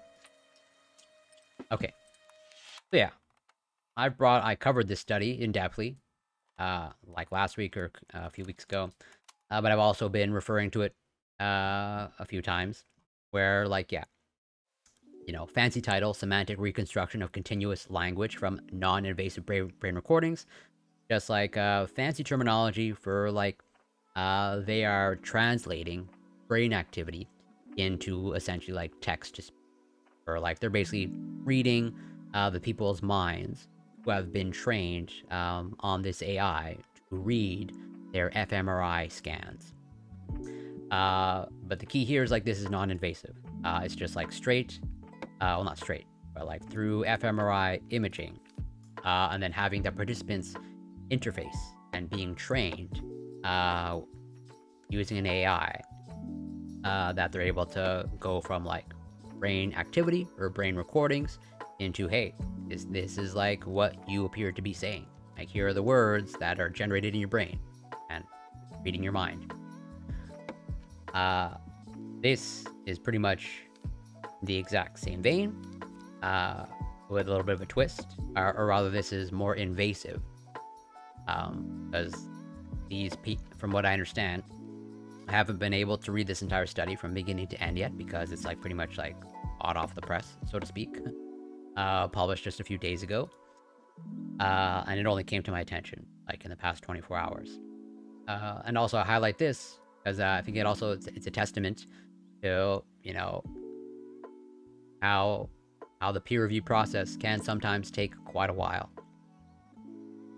In this case, like about a year, or almost exactly a year, or 11 months, where, you know, it was submitted to this journal, Public Library of Science Biology, in September of last year, and then it was just published, you know, a couple of days ago, or like 3 days ago. So pretty much, you know, it was in sort of peer review approximately for around a year. But what they're doing here is also sort of in the category of like, you know, mind reading. But what is cool is like they're reconstructing a song, and it seems like it's a very specific song from a very specific artist. It's literally Pink Floyd, a Pink Floyd song. Pretty much, and they go from like, hey, pretty much music at the level of the brain to like actually recreating, you know, the audio experience of the music. And they do it, if I remember correctly. This is invasive in that these people have, you know, electrodes, or, you know, they have implants in their brain. But it's not for the purposes of like this study. I think they were using a specific population of patients with epilepsy, and they had these devices implanted in the brain as part of their epilepsy treatment or monitoring. And so since like that let's say that device is essentially already there, this is like their way of kind of, well, for lack of a better term, like exploiting that. Well, hey, you know, you have this ability to have, you know, your brain being monitored and recorded. Well, do you mind participating in this research? It'd be super useful. So, music is core to human experience. Or no, I'm not going to start with the abstract. But yeah, music is a universal experience across all ages and cultures. And I've covered in a previous stream some of the research behind music. You know, like we are like wired to respond to music. And is a core part of our emotional, cognitive, and social lives. Understanding the neural substrate supporting music perception, defined here as the processing of musical sounds from acoustics to neural representations to percepts, and distinct from music production, is a central goal in auditory neuroscience. The last decades have seen tremendous progress in understanding the neural basis of music perception. Multiple studies assessing the neural correlates of isolated musical elements such as timbre, pitch, melody, harmony, and rhythm. It is now well established that music perception relies on a broad network of subcortical and cortical regions, primary and secondary auditory cortices, sensory motor areas, and inferior frontal gyri. Despite extensive overlap with the speech perception network, some brain regions of the temporal and frontal lobes are preferentially activated during music perception. Recent studies report selective musical activation of different neural populations within acronym to the superior temporal gyrus, right? Know that. And the inferior frontal gyri.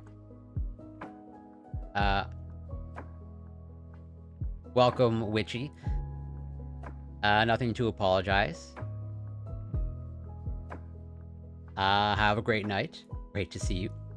Both hemispheres are involved in music processing.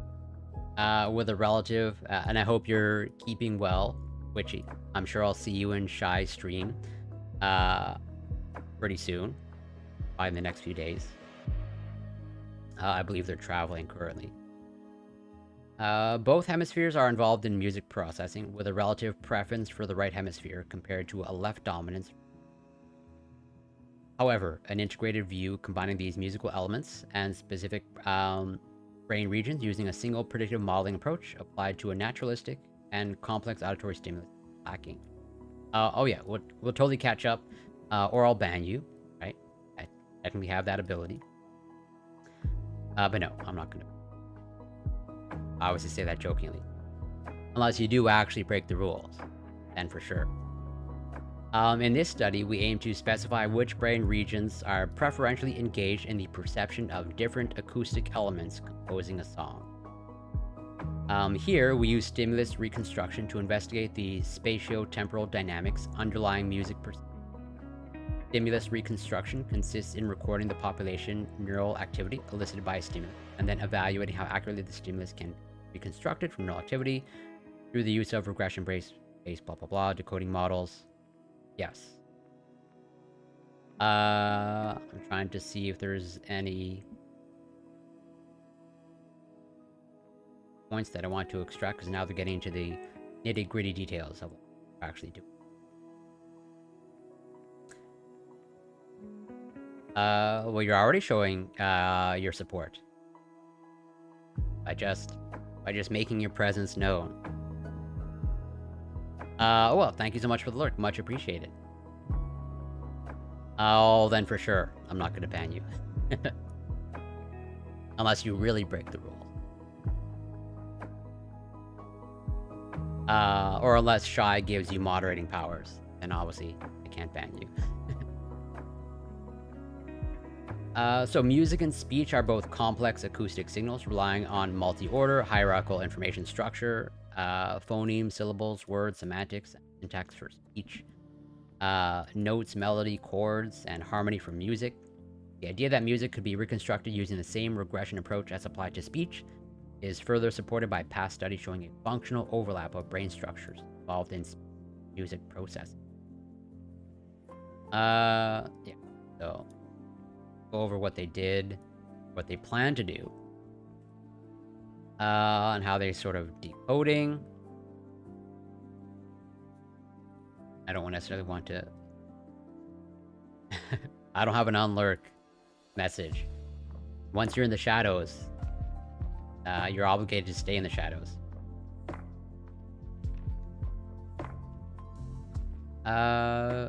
Okay. Wonder... Looks like their methods are at the end. Okay, yeah. Here.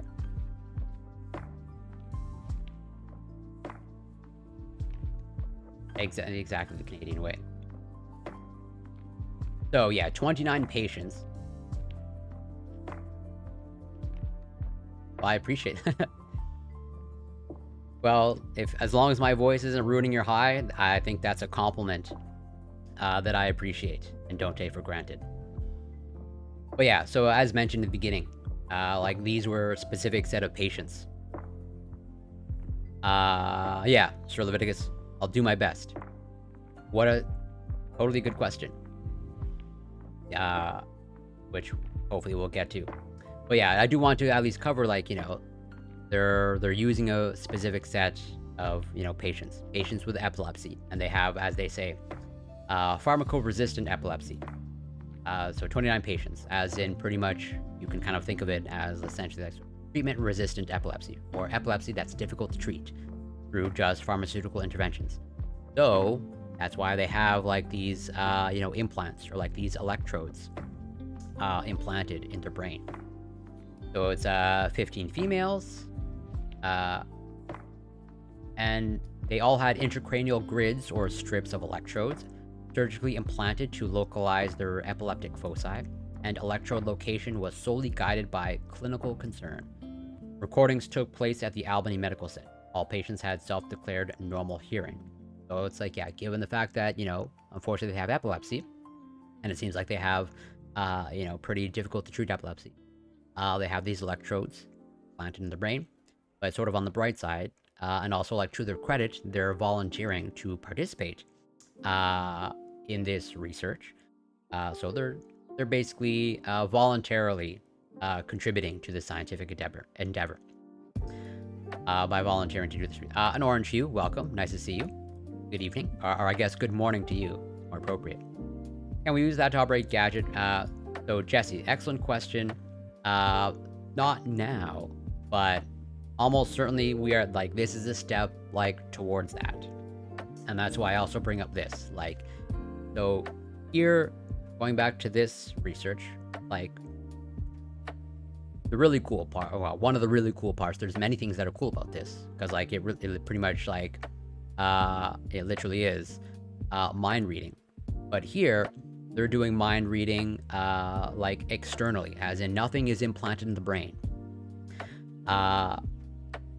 And at least for this research, okay, like the participants, or rather you had to have a willing participant, as in like there's this AI that they need to interface with, and they need to voluntarily interface with this AI so that the AI can basically learn their brain activity, or, you know, understand their brain recordings, and then translate those brain recordings into speech. And so the overall endeavor here is, so at least from a medical perspective, like this research is being carried out, you know, for the medical application of, you know, hopefully restoring speech to individuals who have either lost the ability to speak or, you know, never had the ability to speak, as in pretty much like going from brain to here's like some text to speech. So like it is mind reading technology, but it's, you know, at least at this point in time, they are not developing it with the intention for, like, at least as far as I can tell, nefarious purposes. Like it really is hopefully to help people. But like the cool aspect is like you don't appear right now to be hooked up to something, or at least connected to something. You need to obviously subject yourself to an fMRI, and an fMRI is, you know, a large, you know, device or scanner that, you know, it's in a particular setting, and you need to like volunteer for that. But still, pretty much like an external reading. So that's like one of the really cool things about this research here.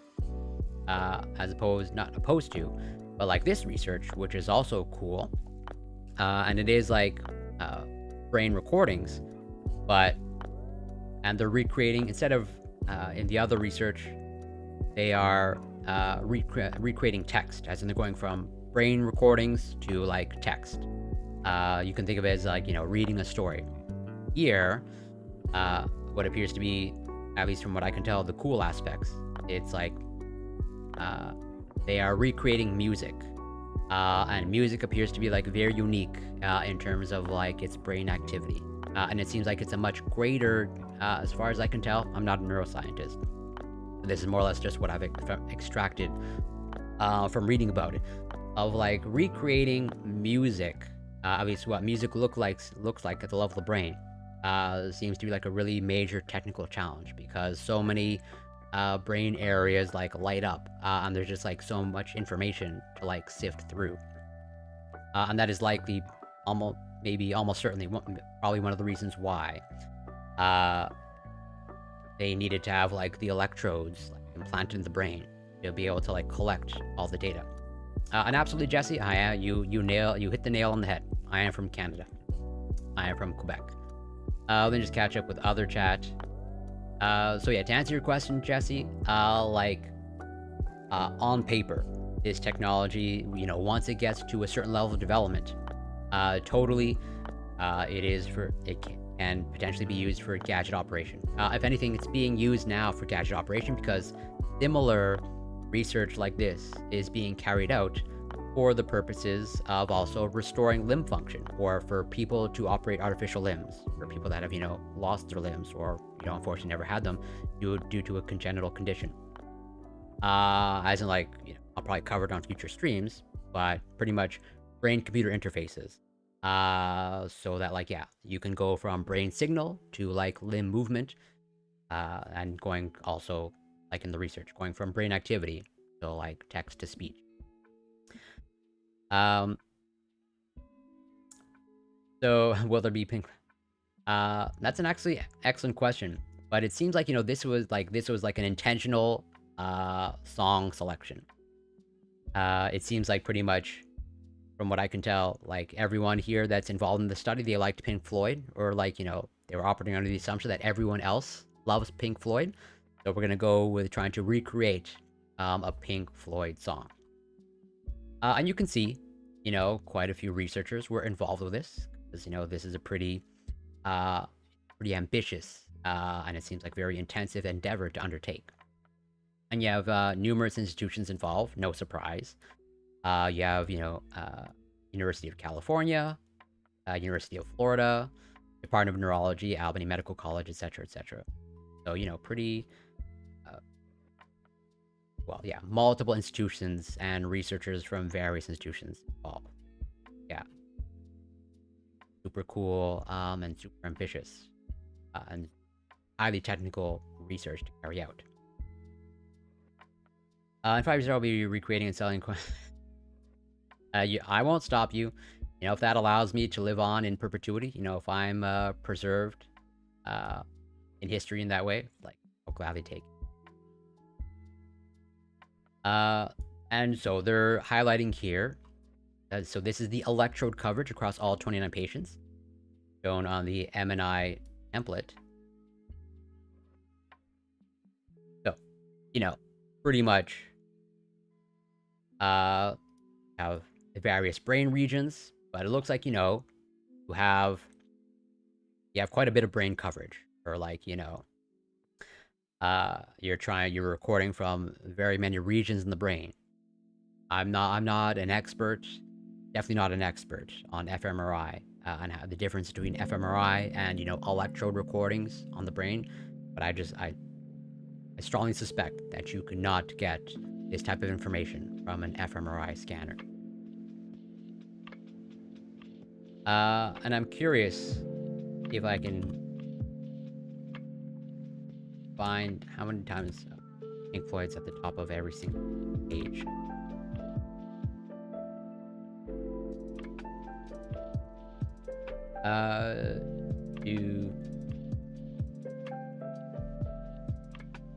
Yeah, this type of data there, like this is like brain recording data or auditory spectrogram of the whole song.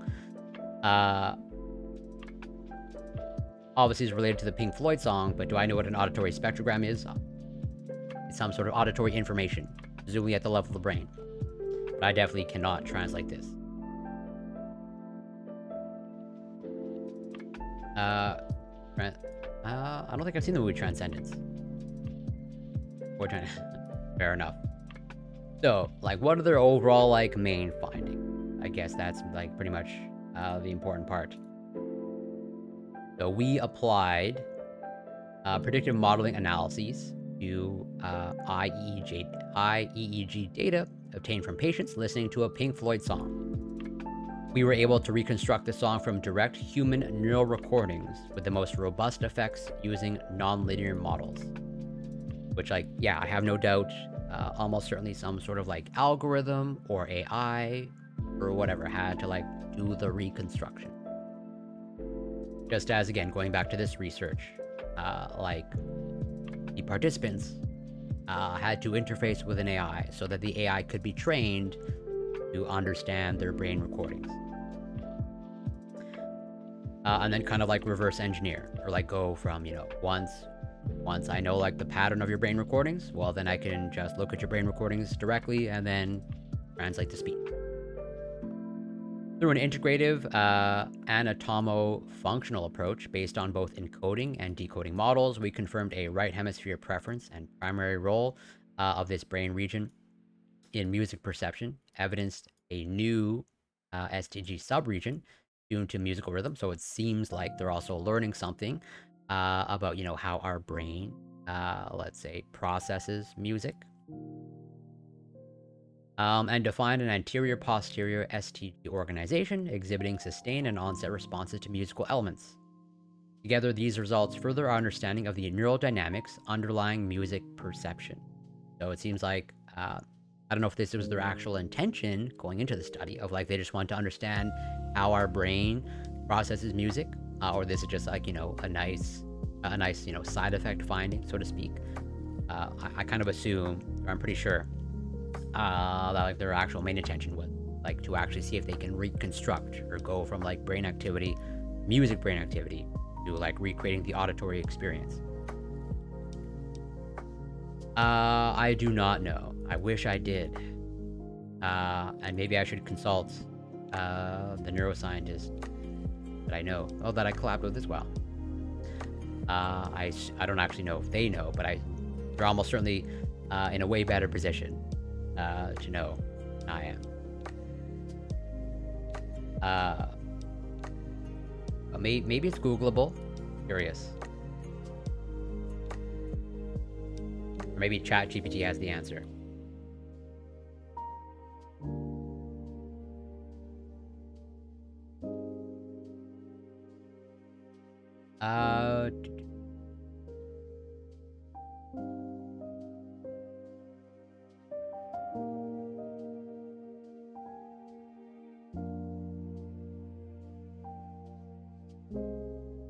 This will like legitimate website. It's MRIQuestions.com. Pretty convenient.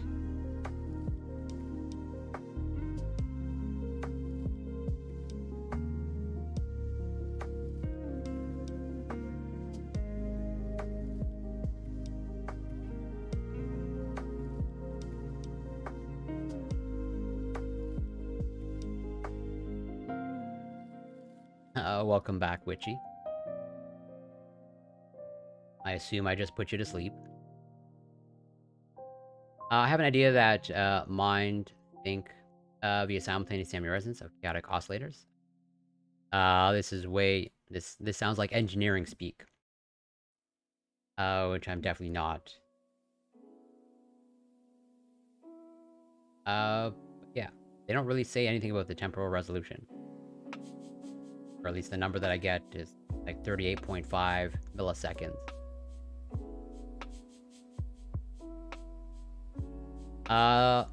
So it's funny you mentioned that, Jesse. And I will gladly believe that, Witchy.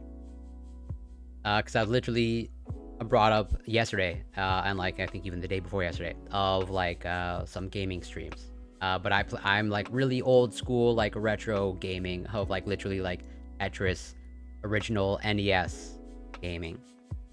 Yeah, Tetris, Dr. Mario, Mario 3, original, Super Mario Brothers 1. There are some like recent games that I play very casually, like Diablo 4.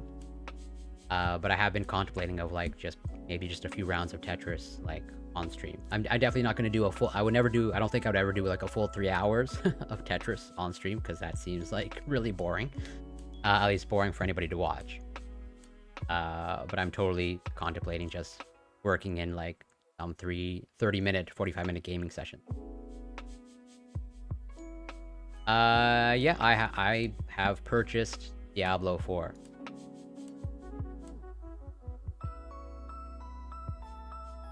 From Blizzard.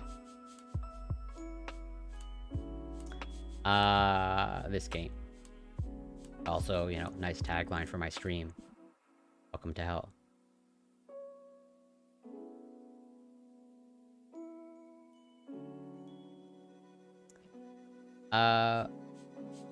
Found a reference. Response has a width of 3 seconds and a peak occurring 5 seconds after the onset of real stimulus. This is much slower than the underlying neural processes, and yeah, that sounds about. I can't imagine the temporal resolution of MRI is all that great. And like, so I'm not a neuroscientist, but I imagine like this type of temporal resolution is like really just like not bad for the brain, but rather bad for, you know, understanding brain activity. Or like understanding brain activity to any real high resolution. The game is pretty good. I don't know. I don't know if I would go with great, but you know, I'd give it a solid like so far like 7.5 on 10. I wonder if anyone has used undersampling theory to find neural resonances happening at neural speed. Well, that would be a question for a neuroscientist, but I would assume so. But I'm just totally shooting in the dark. So compared with linear models, non-linear models provided the highest decoding accuracy, a more detailed decoded spectrogram, a recognizable song, and a higher rate of song excerpt identification. Oh, there's nothing wrong, nothing to apologize for. If anything, I prefer you to think out loud. I mean, on the topic of like mind reading and brain recordings, you know, I want to be able to read your thoughts. think out loud all you want. It's all just a bunch of that stuff. Okay. This last result shows the feasibility of this stimulus reconstruction approach in a clinical setting and suggests that future brain-computer interface applications should target the STG, this brain region, like whatever, something gyrus that I can never remember, but I should actually know.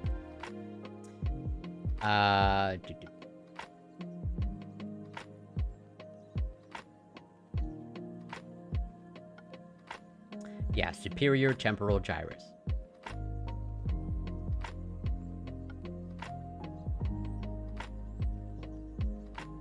But yeah, should target the superior temporal gyrus implantation sites in conjunction with functional localization, rather than solely relying on a high number of electrodes. So it sounds like, you know, shouldn't necessarily be concerned with, you know, covering the entire brain to monitor it, at least when it comes to reconstruction of, let's say, a song or music. But like, yeah, it seems like this region here seems to be pretty important when reconstructing, you know, something like this. Maybe music or speech. I wonder, do they mention the STG here? Probably shouldn't.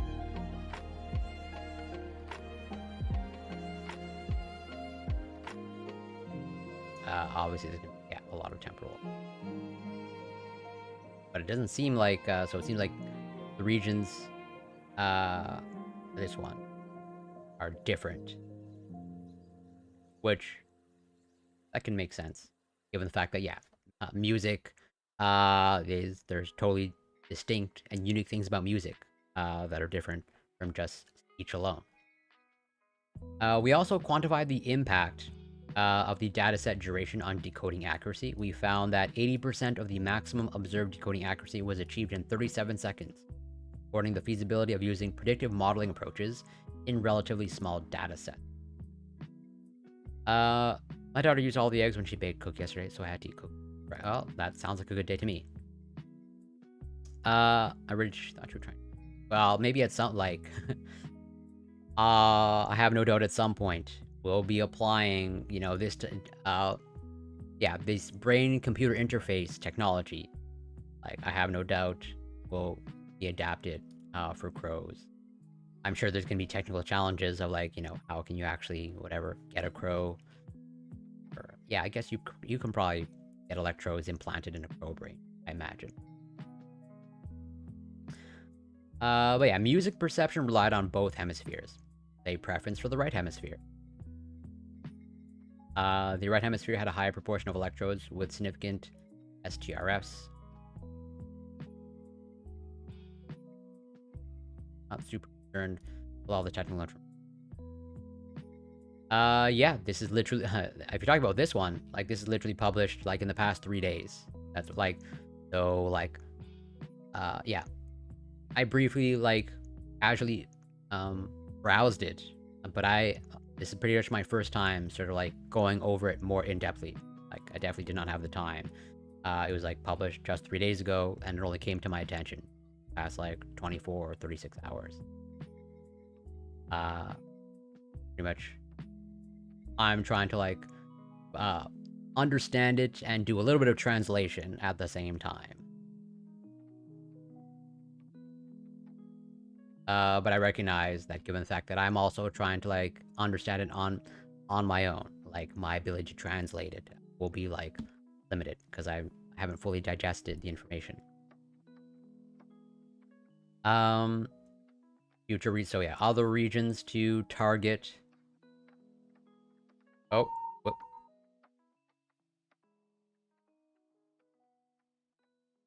I'm under a fire alarm. I don't know if anybody can hear that.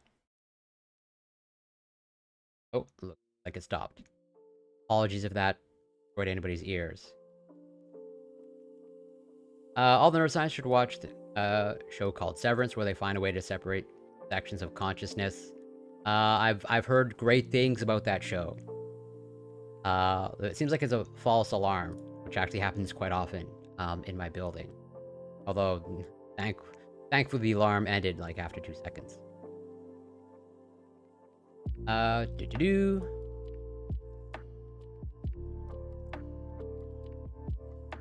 Okay. The anatomofunctional organization reported in this study may have clinical implications for patients with auditory processing disorders. Right. Again, there's a reason why, you have multiple research groups, trying to, again, go from brain activity or brain recordings and develop, these brain computer interfaces or like these these mind reading technologies. I was like, yeah, want to, they have actual, real, and significant medical applications. But yeah, for example, the musical perception findings could contribute to development of a general auditory decoder that includes the prosthetic elements of speech based on relatively few well-located electrodes, right? So here, totally, like, since I've been in my building for whatever, going on for 5 years, every single fire alarm, and there's one maybe on average about once a month or every 2 months, everyone has been a false alarm. And it has totally happened. It totally happens in the dead of winter of like, it's like minus 20 degrees Celsius. And now it's a fake fire alarm. And Rafa, welcome. Always great to see you. How does non-invasive brain recording work? Is measuring. So you're talking about the non-invasive. That's an excellent question. So it goes back to this research. Because this is like explicitly the non-invasive. So it's literally by fMRI, functional magnetic resonance. And if I remember correctly, it's largely with like water, essentially like water flow, so to speak.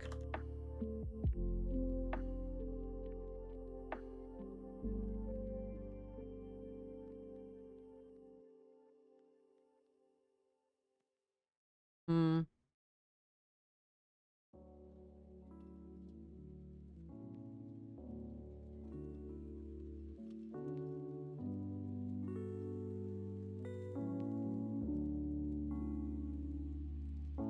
Yes.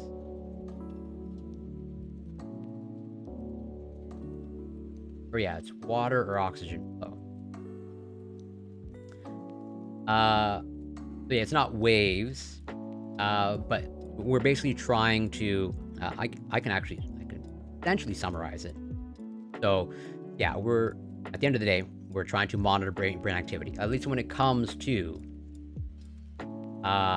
this non-invasive and using fMRI. And when there's brain activity, okay, in certain regions of the brain, as in there's increased brain activity in this particular region, there are, let's say, metabolic changes that occur at the level of the brain. Just as, when you contract a muscle, the analogy doesn't hold one-to-one because how a muscle works versus what goes on in the brain is different. But that's why I'm using very broad language. But just as when there's brain activity, there are metabolic changes that happen in the areas of activity.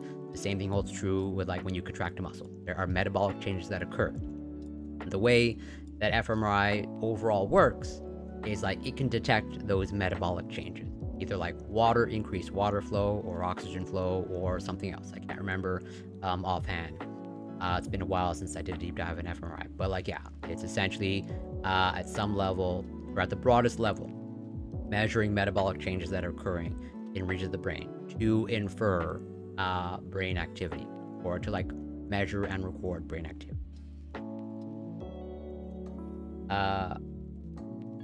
That is sort of the best way that I can explain it offhand. Well, actually. Okay, well, so I don't think I was far off then. So yeah, there are two primary consequences of increased neural activity, and both can be detected by MRI. Increased local cerebral blood flow, and changes in oxygenation concentration. I think I was in the ballpark, or be close to the actual answer. Uh, but yeah, all that to say, like you can just think of it as at the broadest level of like metabolic changes. Um, an excellent question. Ultimately, my answer is I don't know. My intuition would lean towards no, or at least no in the sense that probably not to any detectable degree. But it is a good question that, yeah, I don't actually know the answer to. But I just sort of intuitively kind of like lean towards no, or nothing really detectable, or that's actually significant.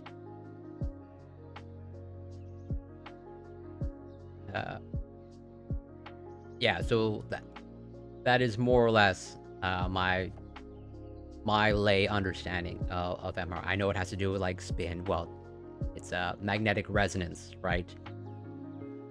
And we totally use this in chemistry, biochemistry. We use nuclear magnetic resonance, or NMR spectroscopy, analytical chemistry technique. You know, I mean, MRI was used to go by the name of like something like nuclear, but it was rebranded as MRI because people didn't like the term nuclear when it comes to like a medical technology. But we still go with this, you know, in chemistry, biochemistry, or also other disciplines use this as well. But yeah, we're not as paranoid of a technique called nuclear magnetic resonance.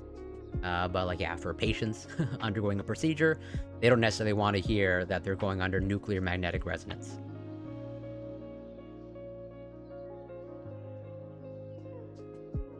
But yeah, that's a good question, Rafa. So where was I? But yeah, for example, the musical perception findings could contribute to development of a general auditory decoder that includes the prosodic elements of speech based on relatively few well-located electrodes. And yeah, so even though here, you know, in this study where they were, you know, pretty much using patients with epilepsy or difficult to treat epilepsy, and thus they have these brain implants with electrodes. And so, as going back to the figure, it looks like there was quite a bit of brain coverage, or rather, as they say, the electrode coverage was like quite a bit. But what they're sort of highlighting is like, you know, given what they have found, you know,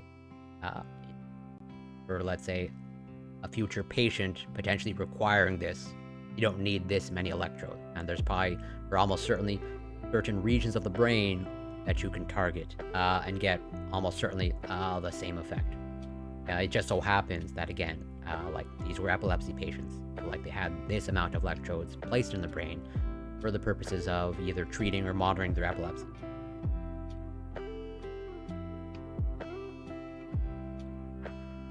We limited our investigation to the auditory spectrogram on the stimulus side and to HFA on the neural activity side, given the complex study design encompassing several high-order analyses, building upon encoding and decoding models. Future studies should explore different higher-order representations of musical information in the auditory brain, notes, chords, sheet music, as well as lower neural oscillatory bands and spectral components. So known to represent relevant acoustic information, adding another brick in the wall. That's a nice pun. I can appreciate that. Typical of very many scientific publications. But yeah, adding another brick in the wall of our understanding of music processing in the human brain. So literally, yeah, citing Pink Floyd. Close out their article. So, you know, well, obviously very serious research. But, you know, I think it's a good testament to show that, you know, they don't take themselves too seriously. where, you know, from what I understand, this selection of the Pink Floyd song was intentional. And yeah, again, you know, they literally end their article or their study with a pun. Let's see. Okay, so here's the task. It looks like this might be a little bit interesting, but it looks like there's also a lot of technical information. I mean, so are you surprised that, let's say, musical processing hasn't been studied, or like recreating music from, you know, brain recordings?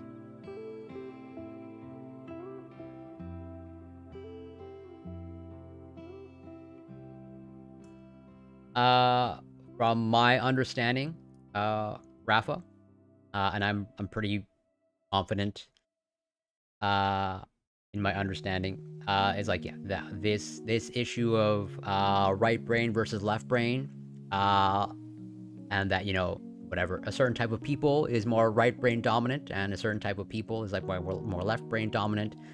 I'm, you know, pretty highly confident, like 85% and above, that is just essentially like essentially a pseudoscience claim. Presumably they've already researched mapping of speech components to neural structures. So yeah, that is true, or almost certainly true. It's just a matter of like, well, can they go in the opposite direction? Of like, can they go from, you know, looking at a neural structure to the speech component? I think that's like the novel aspect. Or can they go from like, well, an actual song, which has more than just speech, but, you know, as they say, like acoustics and whatever, a bunch of other noise, rhythmic noise. Can they go from like that type of information in the brain to like recreating it as like an audio stimulus? So yeah, patients passively listened to the song Another Brick in the Wall, Part 1 by Pink Floyd, released on the album The Wall, Harvest Records, you know, very important to give credit. They were instructed to listen attentively to the music without focusing on any special detail. I wonder how you confirm that they're doing that. Total song duration was 190.72 seconds, so a little over 3 minutes. For some reason, I seem to think that the song is much longer. Not like a super long song. The auditory stimulus was digitized at 41.1 kilohertz and delivered through in-ear monitor headphones. Wonder what headphones they use. At a comfortable sound level adjusted for each patient. So they use like a specific decibel level or decibel range. 8 patients had more than one recording of the present task, in which cases we selected the cleanest one, containing the least epileptic activity or noisy electrodes. Right. That makes sense. At least from what I understand, it makes sense. Of like, yeah, you know, not every single brain recording session is going to go perfectly.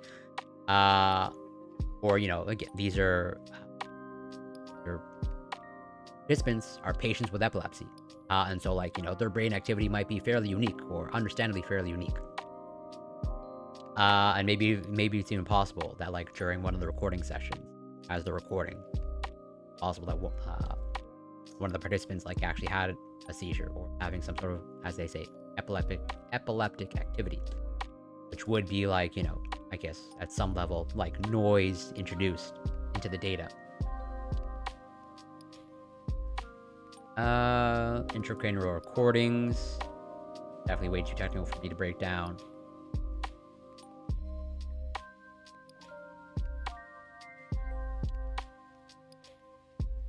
Yeah, so they break to pre-processing auditory stimulus.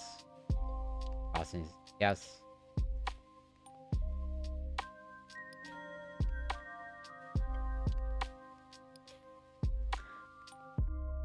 I believe it's largely because, like, pretty much like everyone involved in this study, like from the researchers to the participants, you know, liked the song.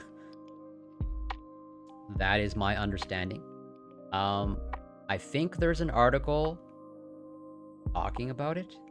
Let me see if I can, or rather like an, a mainstream news article. They're trying to give a summary.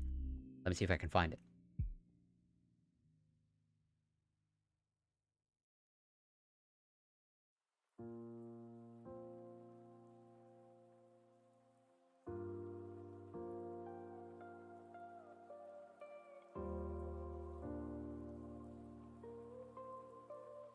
Yes, was able to find it.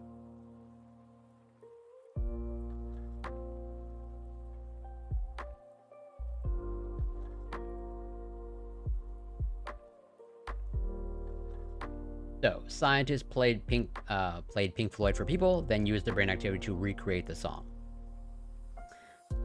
Findings seen as crucial step for people who use speech assistant technology to convey emotion and tone.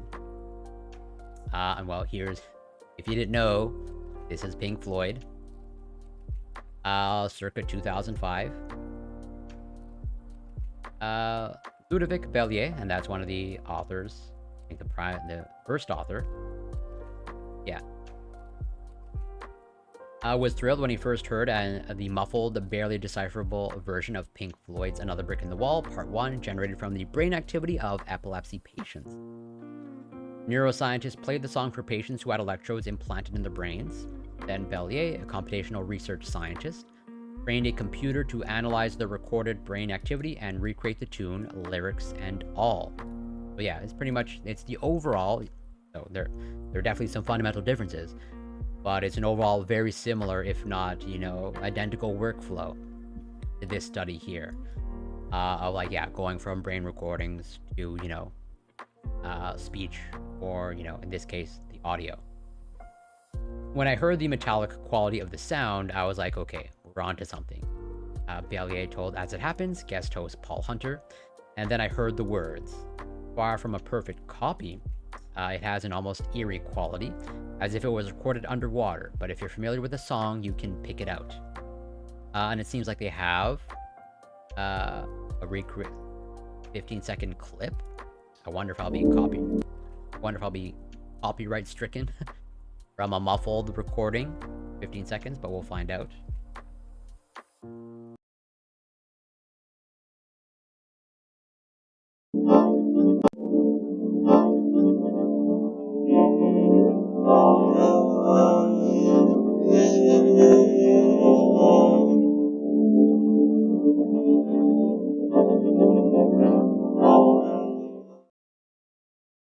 Interesting. Well, definitely something there. A hint of it.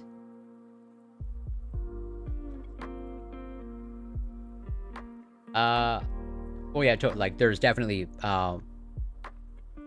brain activity associated with like getting a song stuck in your head. So that is a thought. It's, I don't know for sure, but I'm pretty confident that it's almost certainly not using the same let's say brain hemisphere or brain regions. Because like this is going from like, well, it's from your senses, as opposed to like that's mostly just like a thought in your consciousness, for lack of a better term. Which I think is probably distinct from like going from your auditory system, brain activity. It's not the clearest you can imagine for sure, Bellier said, but it proves that it's feasible to do such an approach to reconstruct music from the neural activity. The findings published this week in the journal PLOS, Public Library of Science Biology, are being touted as a crucial step in understanding how our brains interact with music, and scientists say they could be used to create far more expressive speech devices for people who have difficulty communicating verbally. This study is exciting, Jessica Gran, a cognitive neuroscientist who was not involved in this study, told CBC email. It's a real technical achievement to acquire these data, to be able to reproduce such a complex auditory signal. Gran is a professor in the psychology department of Western University in London, Ontario, where she studies the neuroscience of music. Song information is incredibly rich. There's a reason you can't just sing a tune into Google and have it identify the song for you, despite years of research into analyzing auditory signals, right? And I think that's one of the major technical achievements of this study.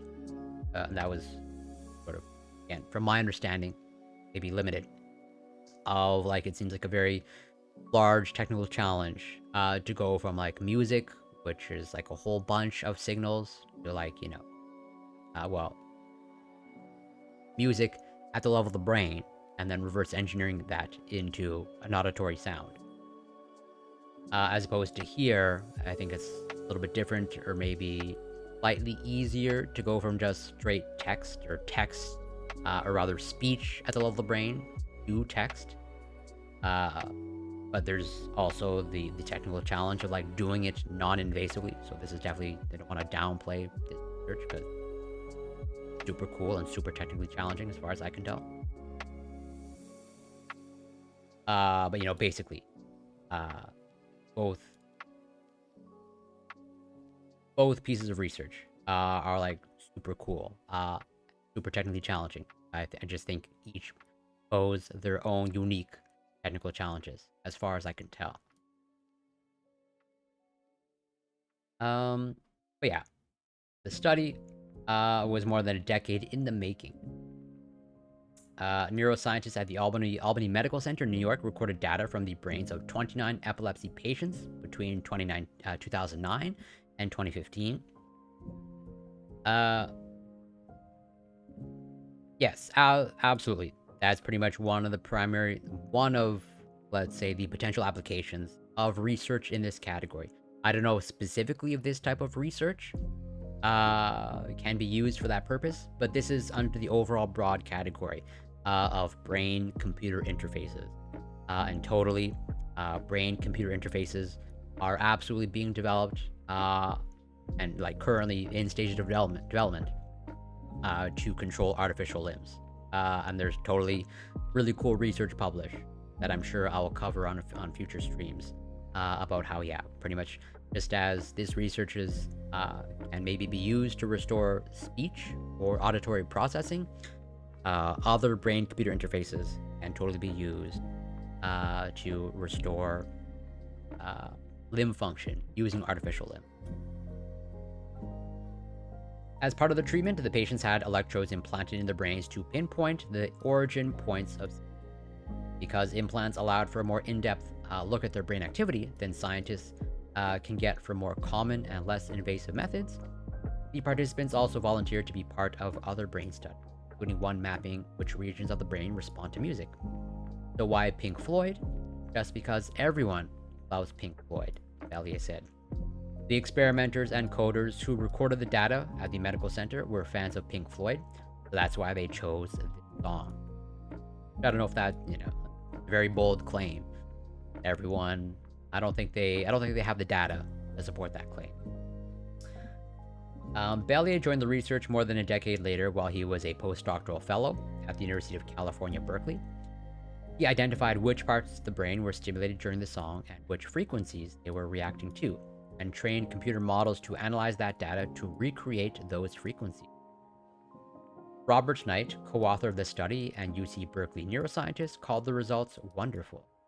In 2012, Knight and his colleagues became the first to reconstruct the words a person was hearing from recordings of brain activity alone. These new findings move that work forward, as it will have major implications for people who have difficulty communicating verbally because of brain damage from neurological conditions, stroke, or paralysis. As this whole field of brain-machine interfaces progresses, this gives you a way to add musicality to future brain implants for people who need it.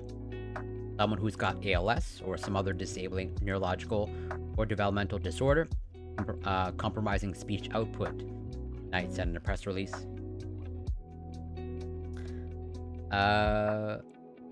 Looks like these are the researchers.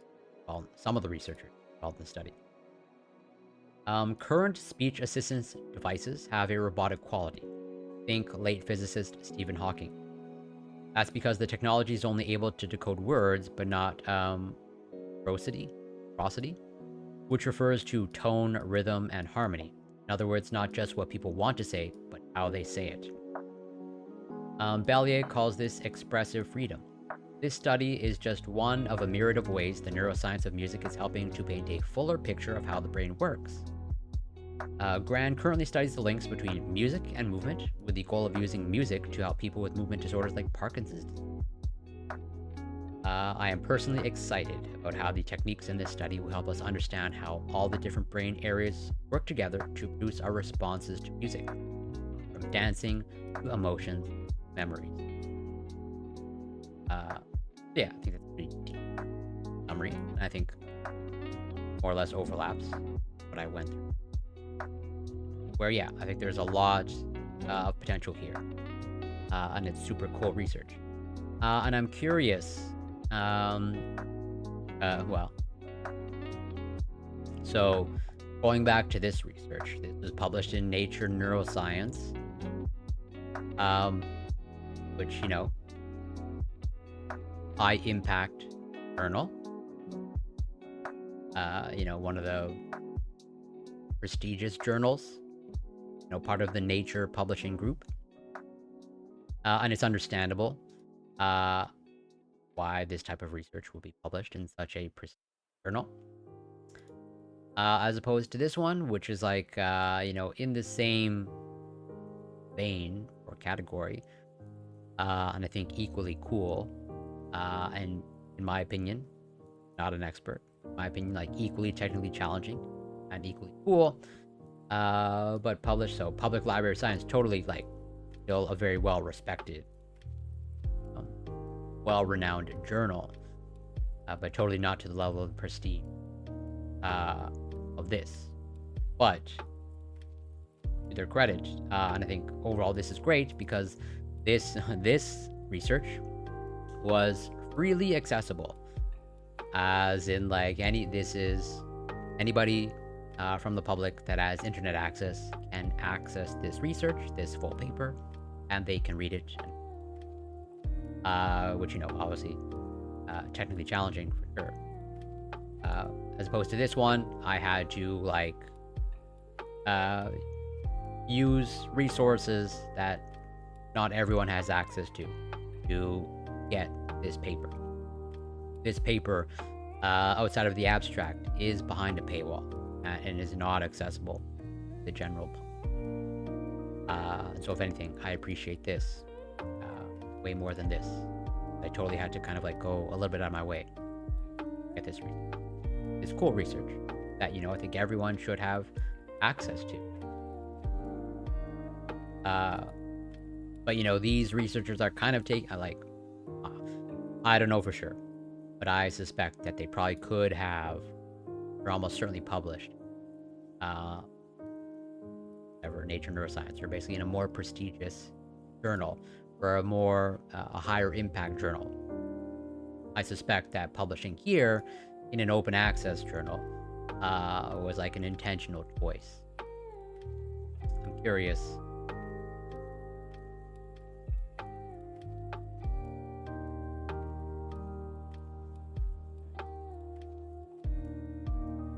Yeah, 9.593.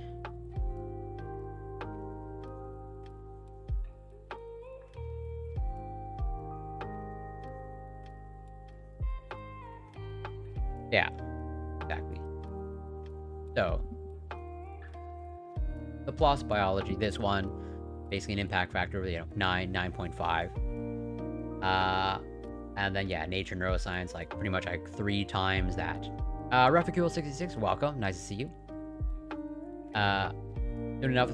Well, I mean, you say that jokingly, but, you know, obviously I hope that's not the case, but would it surprise me if we ever get to that place? Not necessarily. So yeah, like I think these researchers are like, you know, let's say taking a hit in terms of like their career, or, you know, yeah, career or research development by publishing in this journal. And I think, I don't know for sure, but I think intentionally publishing in this. I think almost certainly they could have published in a higher impact factor. And so, well, I think they deserve credit, because I think I would want more scientists to do this. But I understand why they don't. Of like, to their credit, if in fact they did intentionally choose to publish in this journal, I think they deserve all the respect in the world. And I wish more researchers, scientists had the courage to do that. Again, assuming this was intentional. Cover this. Oh, and maybe one of the other things, maybe gonna do a deeper dive on this paper in a future stream. Get into it now. But okay. You know, I'm a nobody content creator, but I still engage with, you know, other content creators. And I also sometimes cover, you know, at least to some people, controversial topics. But I cover the research on, you know, vaccine stuff. I don't think that's controversial, but for some people it is. And I also go on debate panels and discussion panels. And, you know, totally, well, I think anyone that goes into any online space, they know that trolling is a thing. And, you know, there's research behind behavior of trolling. And I think it's an interesting psychological phenomenon. And at least for me it is, because it's very, I find it very interesting when it occurs. And, you know, at least if you dig into the research on, you know, trolling behavior and kind of like a little bit of the psychological profile of who engage in trolling, you know, there are certainly patterns. And at least to me, the patterns don't appear to be all that surprising. Of like, you know, pretty much like people troll sort of as a self-soothing type of behavior of like trying to pretty much make themselves feel better, or, you know, to like kind of like self-soothe their negative feelings about themselves. You know, maybe like their low self.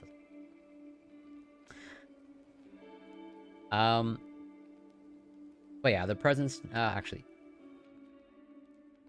technological growth and people's need to be continuously connected, added to the investment of time and energy in virtual relationships, makes cyberspace a fertile ground for the expression of deviant behavior. Among them is online trolling, defined as an intentional attempt to cause conflict and stress on the internet through malicious situations and provocative actions. For example, comments, photos, videos. Although trolling is often confused with cyberbullying due to their apparent similarities, Buckles et al., these researchers differentiate these forms of aggression through two characteristics. Victimology, trolling victims are almost always strangers, and the perpetrator's goal, causing conflict and chaos. Despite this, it is important to note that previous studies indicate positive associations between these two constructs. Even though there appears to be, you know, something distinct about them, there is some overlap in the Venn diagram, as well as other forms of online violence and such as cyberstalking. Other central aspects of this antisocial behavior are deception, trolls disguise their true intentions, aggression, use of provocation until the victim shows a reaction, disruption, the troll mainly wants to disturb and get attention, and success. Greatest motivation is the success of the attack. I mean, people tend to do what they do. The motive of doing what harms or annoys others usually comes either due to not liking their target or due to boredom. At least, I'm sure totally not liking their target. But I mean, there are people that I don't like, or let's say there are, to use your terminology, there are targets that I don't like. But it would never come across my mind to troll them.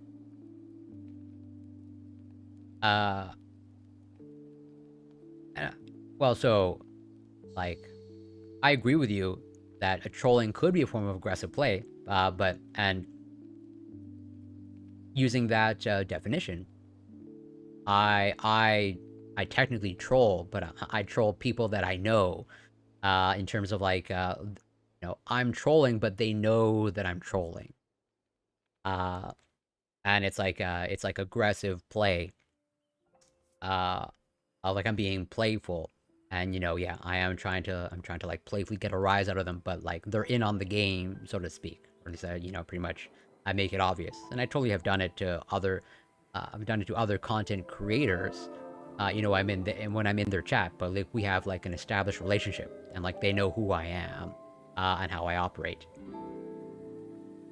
So like totally, like I agree with you, but I personally wouldn't call that trolling. I think aggressive play is the appropriate terminology, as opposed to I think trolling, like, is actually sort of in the vein or category of like malicious, or like overall, bad intentions. But yeah, furthermore, the anonymity provided by the internet makes any user a potential victim. Well, I don't know if it's just a matter of time, per se. And I would agree with you that some have nothing better to do in their life.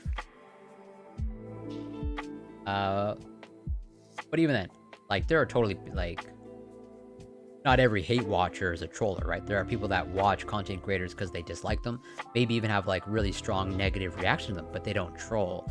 And I think there are probably psychological reasons for that. Wouldn't you say trolling has always existed, even pre-internet? While trolling may be linked to internet, the behavior has always existed, hasn't it? Yeah, prank calls, but so that's totally, I think that's a fair form of, like, old school trolling. But that requires, there's at least some barrier to entry, or it's, much greater challenge.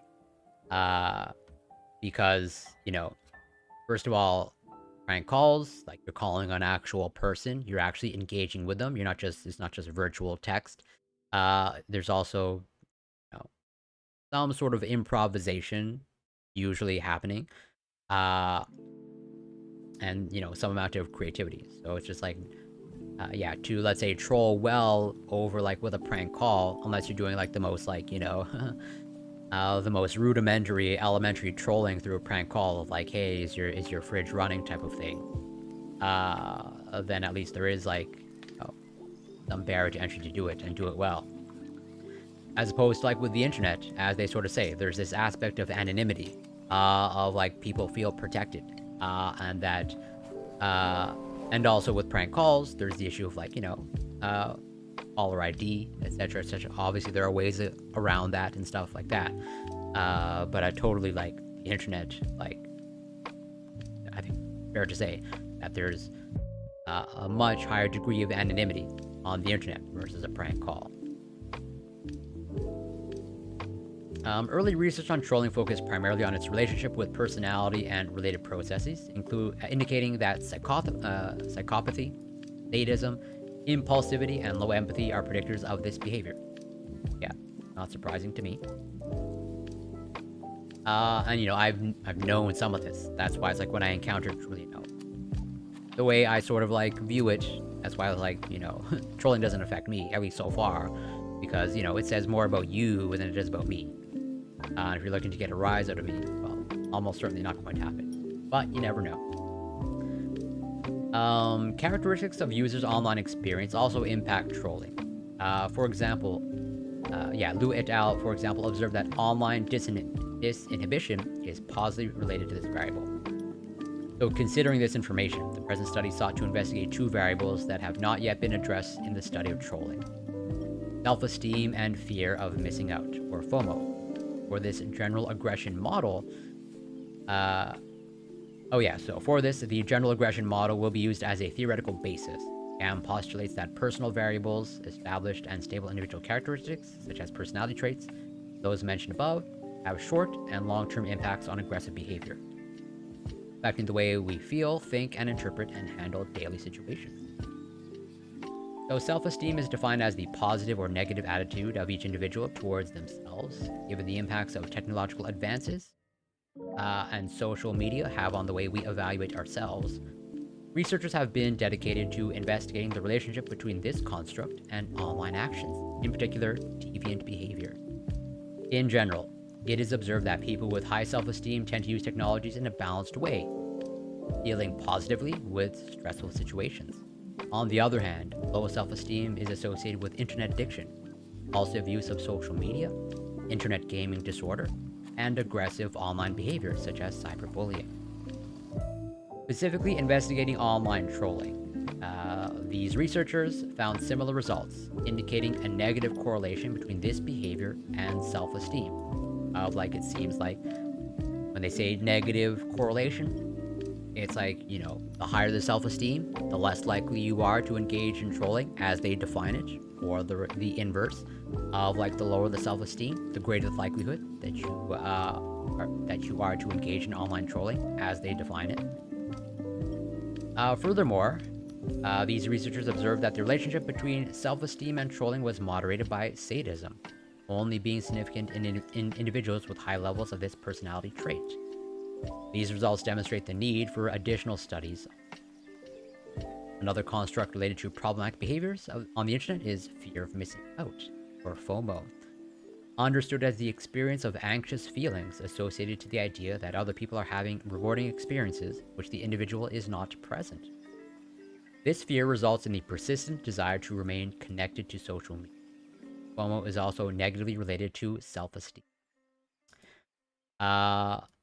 And yeah, this is... So, almost certainly this existed pre-internet and social media, but I think it's fair to say, social media has, amplified this effect. You can't miss out or you can't feel that you're missing out on something if you don't know that it's occurring. I think, just social media has allowed people to, put their lives out there.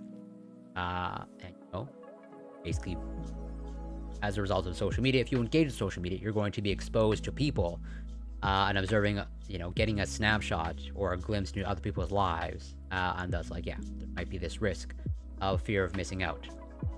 Like, as they say here, just as trolling is negatively related to self-esteem, like FOMO is, as in, the higher you are in your fear of missing out, the lower the self-esteem. Inverse of the lower you are in your fear of missing out, the higher the self. Although no investigations regarding the relationship between FOMO and trolling were found, FOMO-related anxiety is a risk factor for other inappropriate internet behaviors, such as cyber stalking.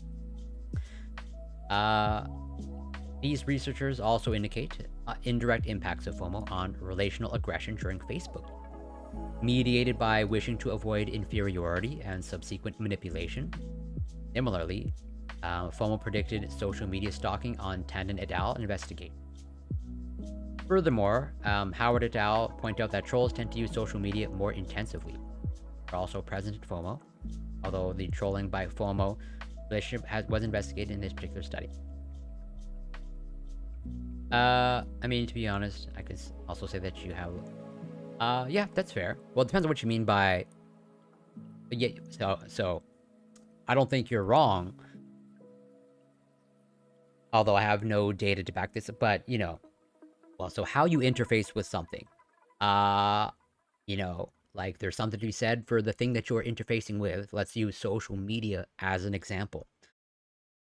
Like how you engage with social media, some of it can be a reflection of you, as kind of highlighted here, of how you engage with social media and the behaviors that you partake in with social media can be a reflection of you and maybe, certain psychological, aspects or traits. And yeah, and the same thing holds true of how you engage with how you engage and respond to trolling can also be a reflection of you. I mean that's just a relational dynamic. And well, I mean that's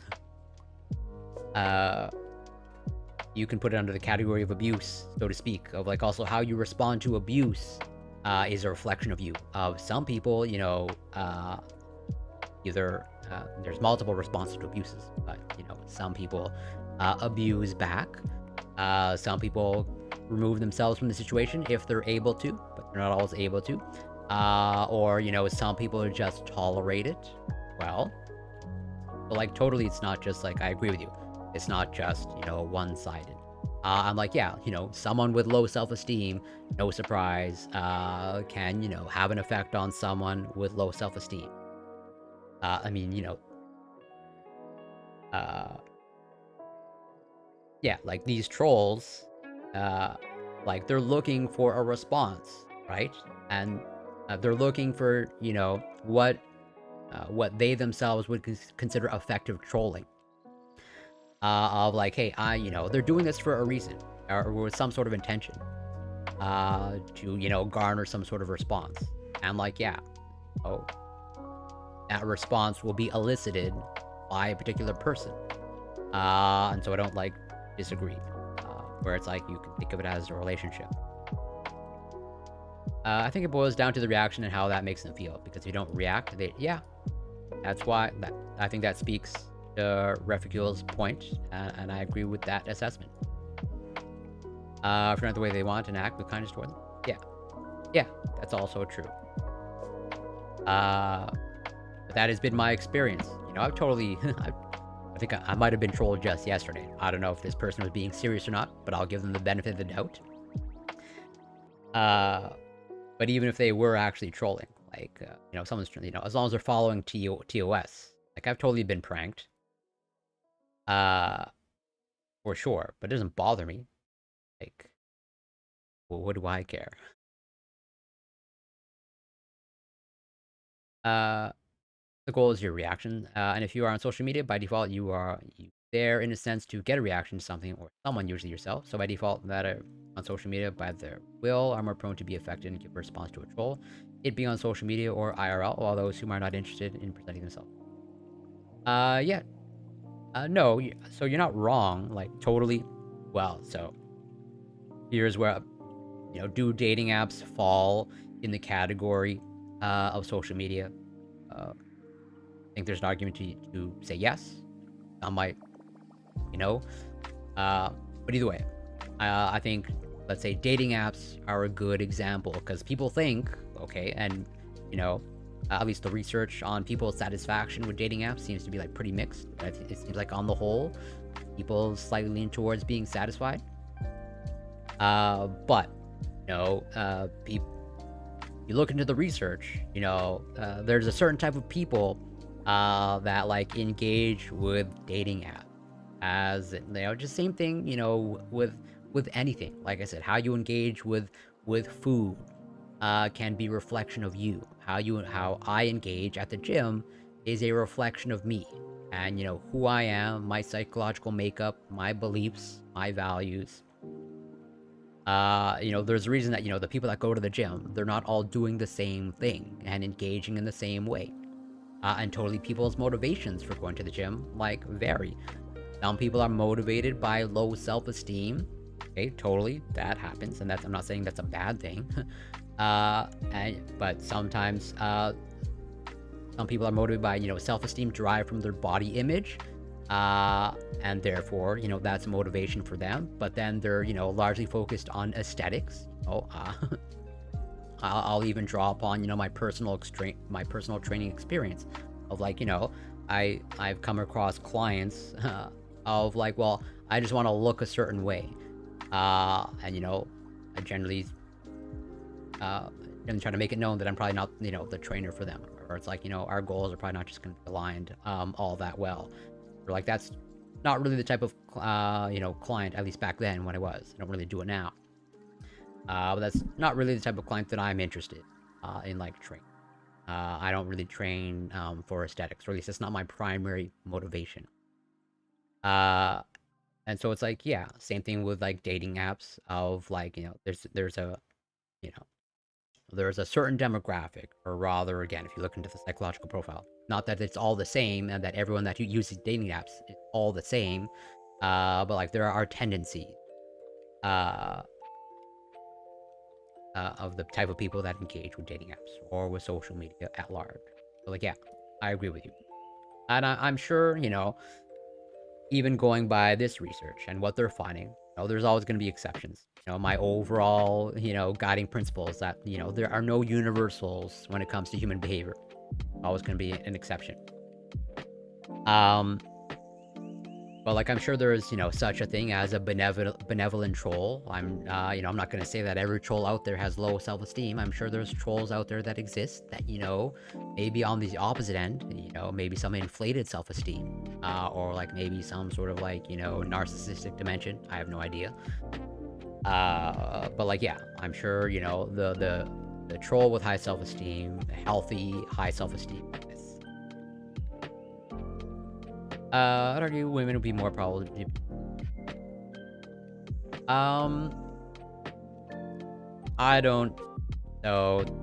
Yeah, I understand that's your opinion, and like I have no data to back up anything of my opinion. And I understand why you would think that, but I probably would say I would probably disagree. Or rather, I think I don't think there's any real gender divide, at least in my experience. I have a lot of gym experience and interfacing with a lot of people in the fitness world.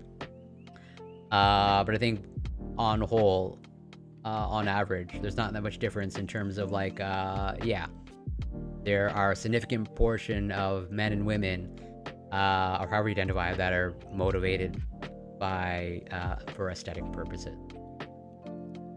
I mean, bodybuilding is largely a male-dominated activity, and bodybuilding, either professional or just casual recreational bodybuilding, that is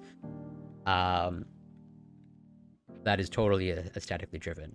And for many men that want to start going to the gym, like their gateway is bodybuilding, of just to be like as massive as possible. And there are reasons why it seems like there's data showing that appears to be like this increase in steroid and PED use among young men. Yeah, it may not be necessary for sexual market. I don't know, but I don't think there's much differences in terms of aesthetic motivation between men and women. But that is my opinion.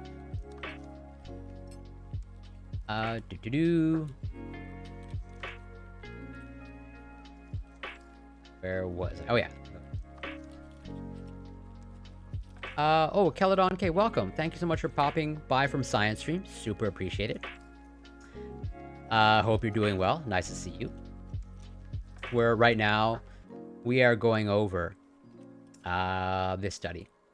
We previously went over this study about reconstructing music from the brain and brain recordings, which was super cool. And we also covered this study about crow cognition and how maybe crows have more cognition than we used to give them credit for. Maybe now they'll get the credit that they deserve. And now we're going over, on a totally different tangent, but I think super interesting. As someone who's, let's say in a sort of a social media space. And like, how behavior on social media is interesting. Yeah, I'm hoping you have a great Friday, and I hope you have a great weekend ahead. I think I was wrapping up the introduction. But yeah, the studies previously presented corroborate the hypothesis that self-esteem and FOMO may be related to online trolling. But what could mediate these relationships? Taking into account that situational aspects of the online environment impact troll behavior. Antisocial online content exposure is a possibility. So yeah, so they're setting the stage of like there's previous research kind of like showing that, again, there appears to be this self-esteem aspect when it comes to online trolling, or it seems like, on average, those who engage in trolling, or as they say, deviant online behavior, don't seem to have the healthiest self-esteem. But it seems like there's this new dimension of like fear of missing out. So like, how does that intersect? Or does that also play a role in online trolling behavior? Oh, super. Well, I'm glad to hear that, because that's also... I do happen to cover quite a bit of psychological research. And neuroscience research. I think a lot of it is super interesting. Even though technically not my area of expertise.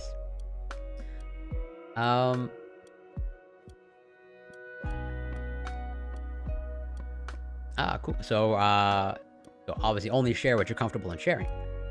But are you, an undergrad, or, soon to be undergrad, or maybe soon to be graduate student? But again, only share what you're comfortable in sharing. I'm just curious. Considering that anyone who uses a social media or other online platform is a potential victim for trolls, the present study set out to explore antisocial online content exposure as a possible mediator of the relationships already presented. Cool. Your science info.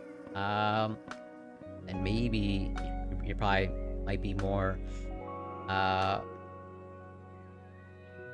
better able to, let's say, understand, or might be able to complement my understanding of this research, because this research is sort of uses quite a bit of computational data to reconstruct music from the human brain.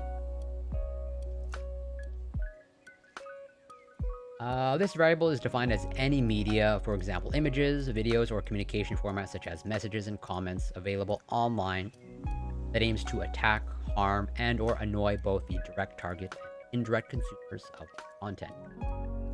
How does this variable relate to the previous discussion? Self-esteem, for example, can be a protective factor regarding the type of content we consume on the internet.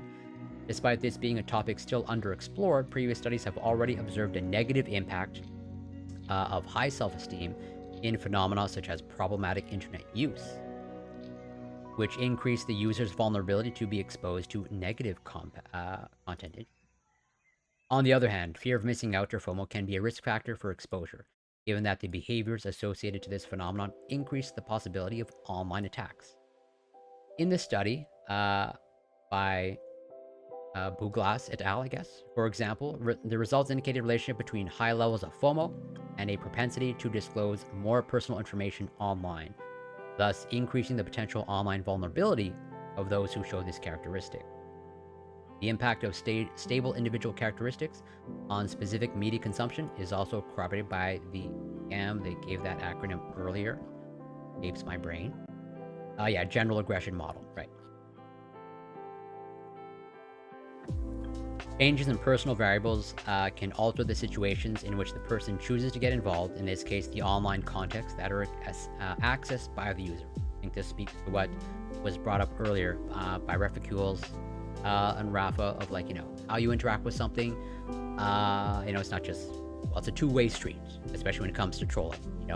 There's, let's say, the psychological makeup or, some of the psychological traits and maybe profile of the person who engages in, let's say, the not nice, deviant behavior online. Then how do you respond to that? That also might be a reflection of you. Finally, it is important to point out that exposure to violent media on the internet is an already consolidated risk factor for the perpetuation of aggression in this environment. Specifically speaking about trolling, in a recent study, Santos et al. Observed that antisocial online content exposure impacted these behaviors directly, mediated by the use of social networks. Thus, it is possible to verify that the previous literature supports the possibility of a mediating role of the exposure to aggressive content frequency. Don't have FOMO, so which is great. I'm not gonna lie, there are totally times I'm on most, I guess, the popular social media platforms except for TikTok. I'm on Twitter /X now, although I don't engage much with it. I'm technically on Instagram, although limited engagement, and now I'm on Threads, and I'm here in this space, but this is pretty much the space that I engage with the most. And even with, my casual use of Instagram, there are definitely, I totally have moments where I have that fear of missing out, and I do have to, kind of check myself, or take a step back and remind myself that, this is a snapshot, and the highlight reel of everyone's life. But easier said than done. But totally does occasionally. I don't think it happens often, but I do sometimes catch myself every once in a while. But I also do try to limit my use of all these social. Try to. Well, us. So, I think you're touching, in my opinion, you're touching on something great. Because I think the ability to be bored is super important. In my opinion, at least based of all the things that I'm reading, I think boredom is very often kind of like the springboard for creativity. And I think boredom is like an art or a skill that has been lost, and that we need to kind of like learn to be bored and just kind of like sit there with our thoughts, and that a life of perpetual distraction, I think has real negative consequences. And that's one of the reasons why like I try to incorporate some mindfulness meditation practices, uh, and also like yeah, that's my sentiment as well. I don't have any data to back that up, uh, but I do think boredom is important. And let's just say if mindfulness meditation induces some sort of state of boredom, or just an ability to kind of like sit with your thoughts, I have at least I have noticed some benefits, at least subjectively, from incorporating a mindfulness meditation practice into my daily life. I just do it 10 minutes every morning, and I think it's good, at least for me, good way to start off my day. The previously presented studies point to existing information in the literature, as well as existing gaps. Studies on online trolling usually focuses on the relationships with antisocial traits or on the impacts caused on victims. However, it is necessary to understand the impacts of other psychological variables on this behavior in order to comprehend the psychological mechanisms that support it or function as protective factors against it.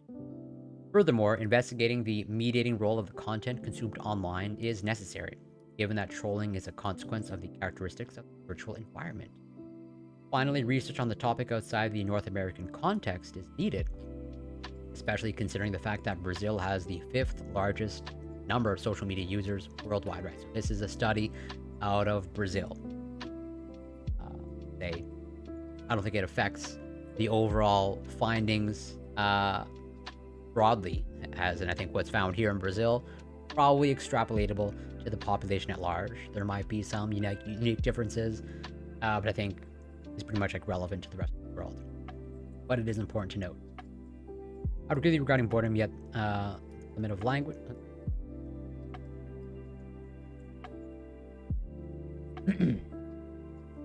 Types of boredom, and some types of it is more dangerous. Totally. 100%. Just so going back to what we were talking about earlier, of like how you engage with something can also be a reflection of you. Like I think that holds true with like boredom, where it's like, yeah, there might be this risk, maybe of inducing a state of hopelessness, fear, and shame, or yeah, more dangerous than feelings of hopelessness. Totally. But I don't disagree with you, but I would hope maybe, this is just me speculating thinking out loud, but I would hope maybe boredom kind of like brings that to light. Let's just say maybe using a more extreme example, like intrusive thoughts. And I'm definitely not an expert on intrusive thoughts. There are people that unfortunately appear to have or suffer from intrusive thoughts. And maybe boredom is something that would call that to your attention, or maybe hopefully maybe prompt them to seek treatment for that. I don't know. But yeah, it's tricky. But I definitely agree with you there that there are different ways to engage with boredom.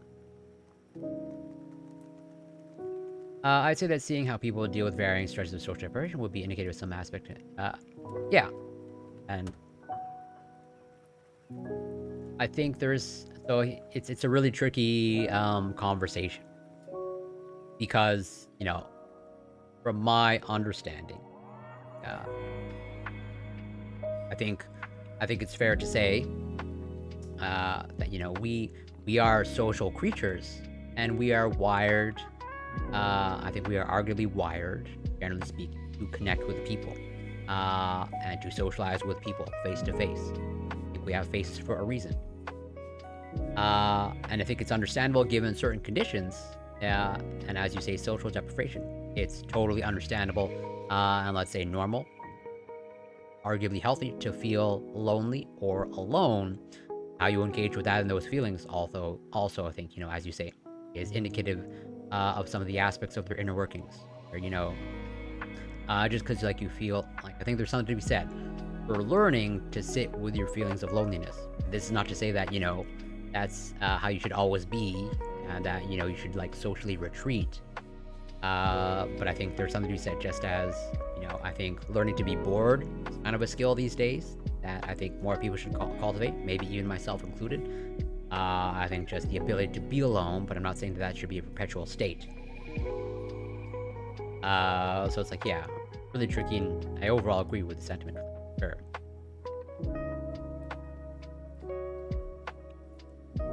There was actually a Mythbusters episode that dealt in that a little bit. They locked Jamie and Adam in 2 separate cabins for, I believe, 72 hours or more. Jamie wrote the US and Adam started to tear apart his bubble coins to make sculptures. And that doesn't surprise me. Social separation takes the human soul to its extreme. I mean, it's literally used that. Yeah, totally. So don't get me wrong. I'm definitely not advocating for solitary confinement in prison. But like, yeah, I would agree with you that how you deal with loneliness says something.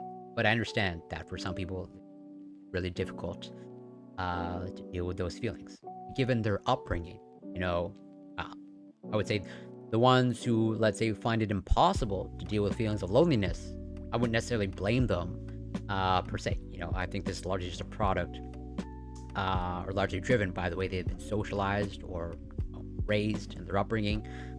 And so it's like, I don't want to start pointing fingers, like blaming people or shaming people, if they, can't deal with feelings of loneliness.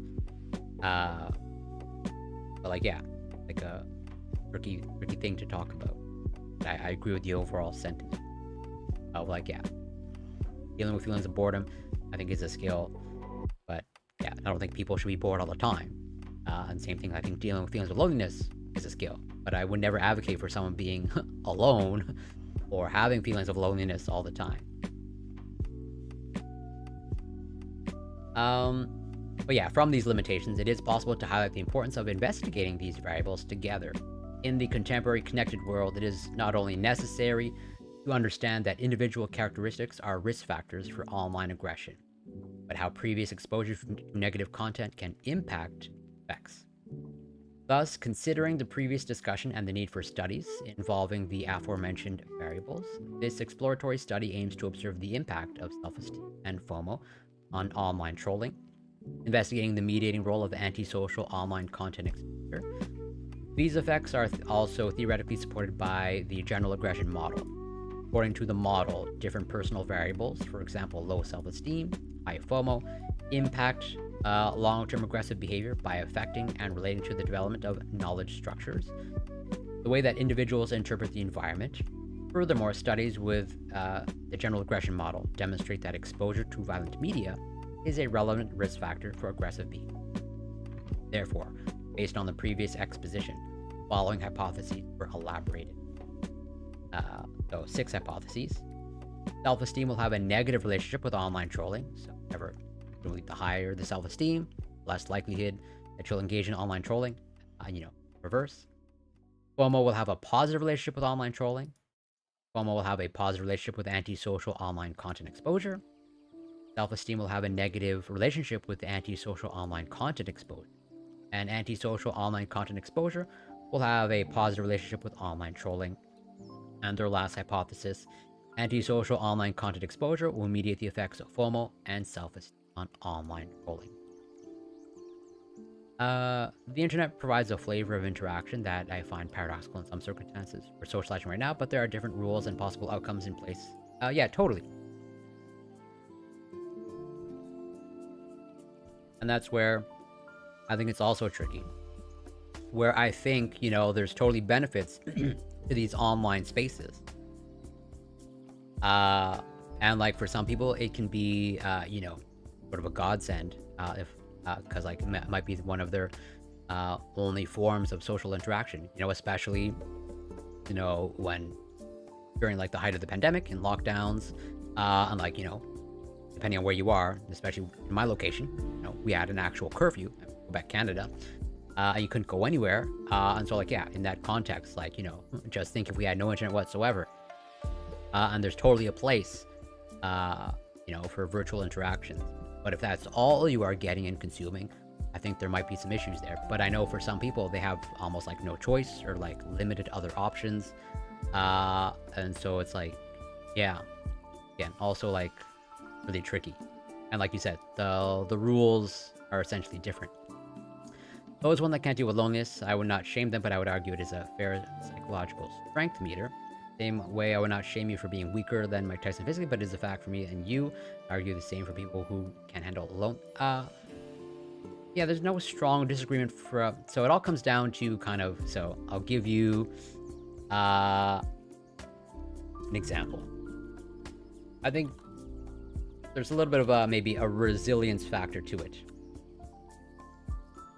And I'll sort of maybe give you a very extreme example of someone who, I don't know if they were, I think they were largely placed under solitary confinement. They were also tortured as well.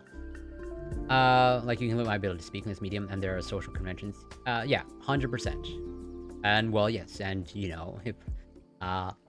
if I no longer want to engage with anybody here, I can, I can log off, or I can, ban everybody.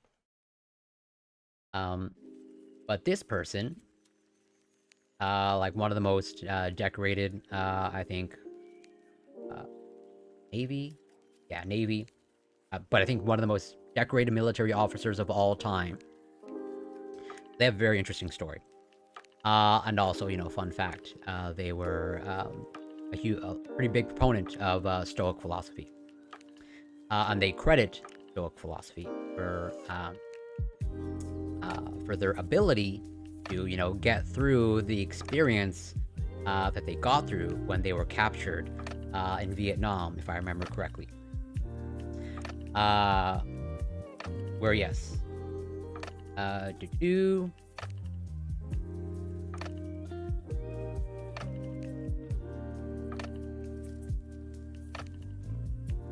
yeah, prisoner of war, right here. So on September 9th, and they were prisoner of war for like, I think it was like, whatever, 8 years, 7 years, like a decade, long time.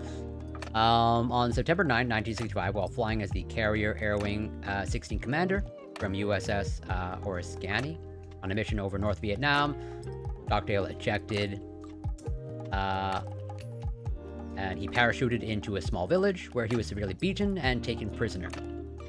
Stockdale was held as a prisoner of war in the Howlow prison for the next 7.5 years, right? So a long time. As the senior naval officer, who is one of the primary organizers of prison resistance, tortured routinely and denied medical attention for the severely damaged leg he suffered during capture. Stockdale created and enforced a code of conduct for all prisoners, which governed torture, secret communications, and behavior. In the summer of 1969, he was locked in leg irons in a bath stall and routinely tortured and beaten. Told by his captor that he was, told by his captors was to be paraded in public. Stockdale slit his scalp with a razor to purposely disfigure himself so that his captors could not use him as propaganda. When they covered his head with a hat, he beat himself with a stool until his face was swollen beyond recognition. When Stockdale was discovered with information that could implicate his friend's so-called black activities, he slit his wrist so they could not torture him into confession. During the course of his captivity, due to torture, his leg was broken twice. Early in Stockdale's captivity, his wife, yes.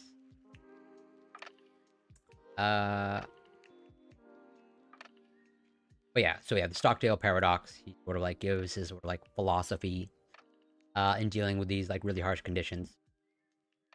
But yeah, James C. Collins related a conversation he had with James Stockdale regarding his coping strategy during his period in the Vietnamese prisoner of war camp.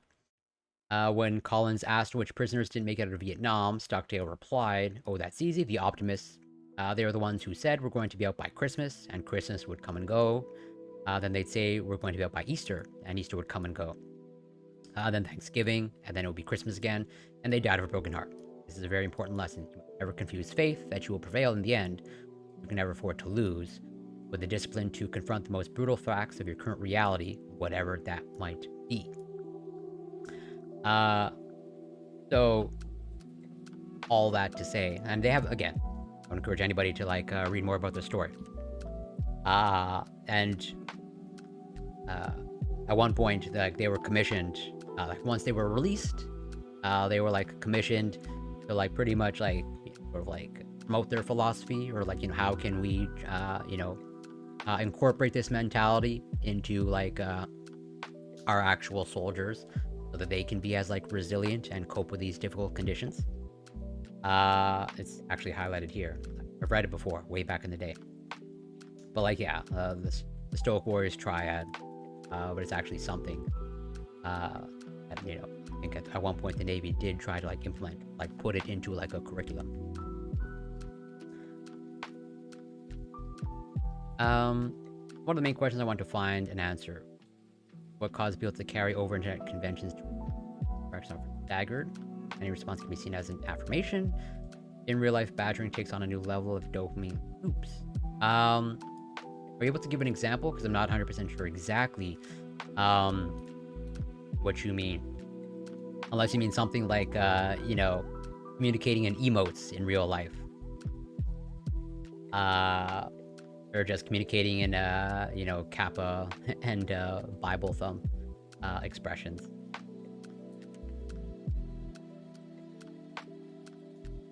Okay, so their overall results, or rather their methods, okay? So yeah, cross-sectional study. Brazil 2022. 300 Brazilian social media users. And here, the overall demographics. Mean age of about 27, 28. Half single. Majority women, 63%. About 19% college students. So, overall young demographic, largely, or slightly majority women. And it seems like it's mostly through surveys. Pretty standard for logical research. Measuring, internet trolling behavior, self-esteem scale, fear of missing out scale. So, these are sort of self-report.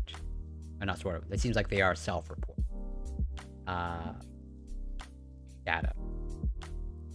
Which is not a bad thing. Self-report data is totally valid. So, what are their overall findings?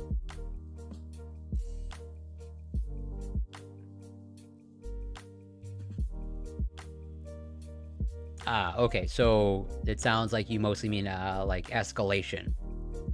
As in people are quick to escalate the situation.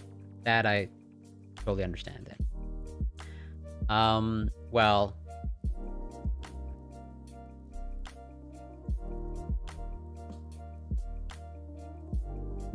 so that we sort of spoke about this earlier, and I think Rafakules brought it up earlier, of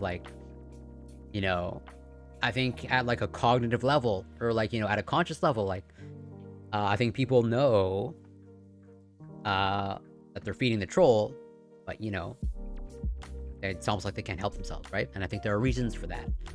Just as we're sort of finding out here, the person who engages in trolling, they might have some psychological traits, or on average might have some psychological traits. And I think the same thing holds true of if you're feeding the troll, well, that might be correlated with something. I don't know for sure what that is. I have my suspicions.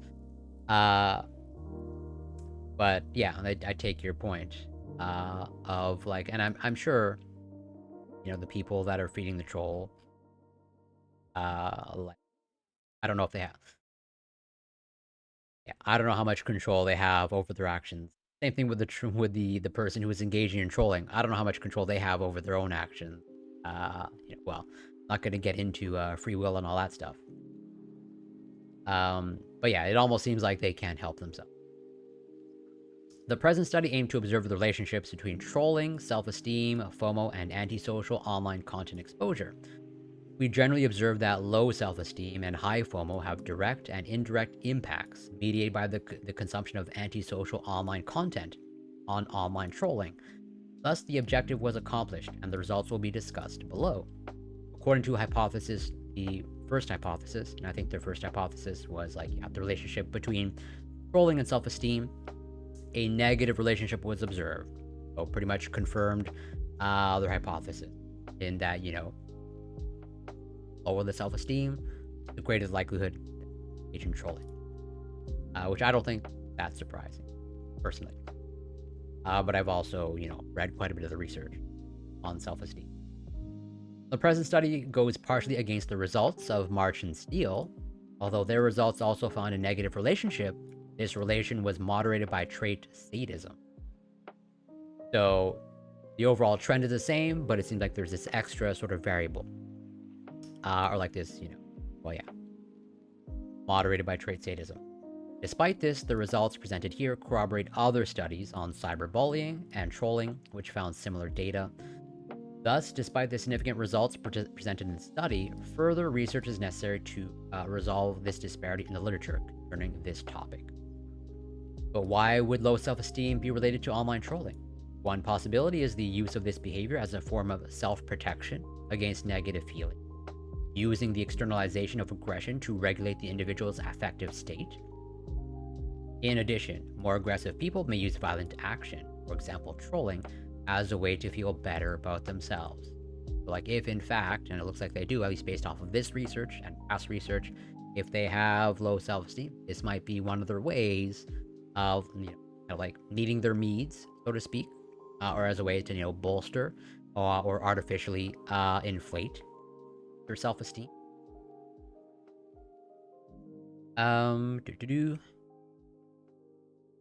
Softer than if that same applies in a way to. I know this isn't directed to me, but I think you're bringing up pretty much the same thing. These statements agree with a study by Santos et al., who in their experiment on online aggression observed that experiencing positive affect was a mediating route for personality impacts on aggression. Therefore, the online environment and its relative anonymity provide the person with the possibility to use aggression as a tool for emotional regulation, relatively without consequences. I think that's one of the key factors with the internet, obviously. Like this ability to maintain anonymity. Even so, it is important to emphasize that the relationship between self-esteem and aggression remains a topic of scientific debate. FOMO, on the other hand, demonstrated a positive relationship with online trolling. Together with the previous results, this information corroborates the idea, defended by Abel et al., where online aggression is a way to avoid negative emotions and inferiority beliefs caused by a high FOMO interest state. The data obtained in the present study demonstrates that this aggression is not only relational, as the authors point out, but can take more direct forms in trolling.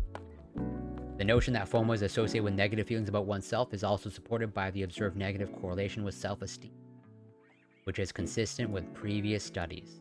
Thus, future studies may investigate the moderating role of self-esteem in the relationship between FOMO and other negative online behaviors, such as cyberstalking and cyberbullying. Following the same relational patterns, high FOMO and low self-esteem impacted greater exposure to antisocial online content exposure, as discussed by Anderson et al. In the same way that long-term situational variables impact individual differences, the opposite process also occurs. Personal characteristics can, for example, influence which media are used and consumed, which I think this pretty much speaks to and confirms exactly what you brought up earlier, Refugio. There's a certain demographic, generally speaking, that engages with social media, or at least engages in a certain way, or engages heavily with and other, let's say, apps. Also considering that high FOMO and low self-esteem are associated with excessive use of both internet and social media, the results suggest that these variables increase the likelihood of exposure to aggressive online content, requiring further studies on the topic. Online trolling was also positively correlated with the consumption of antisocial online content, corroborating recent results by Santos et al., who observed the same relationship.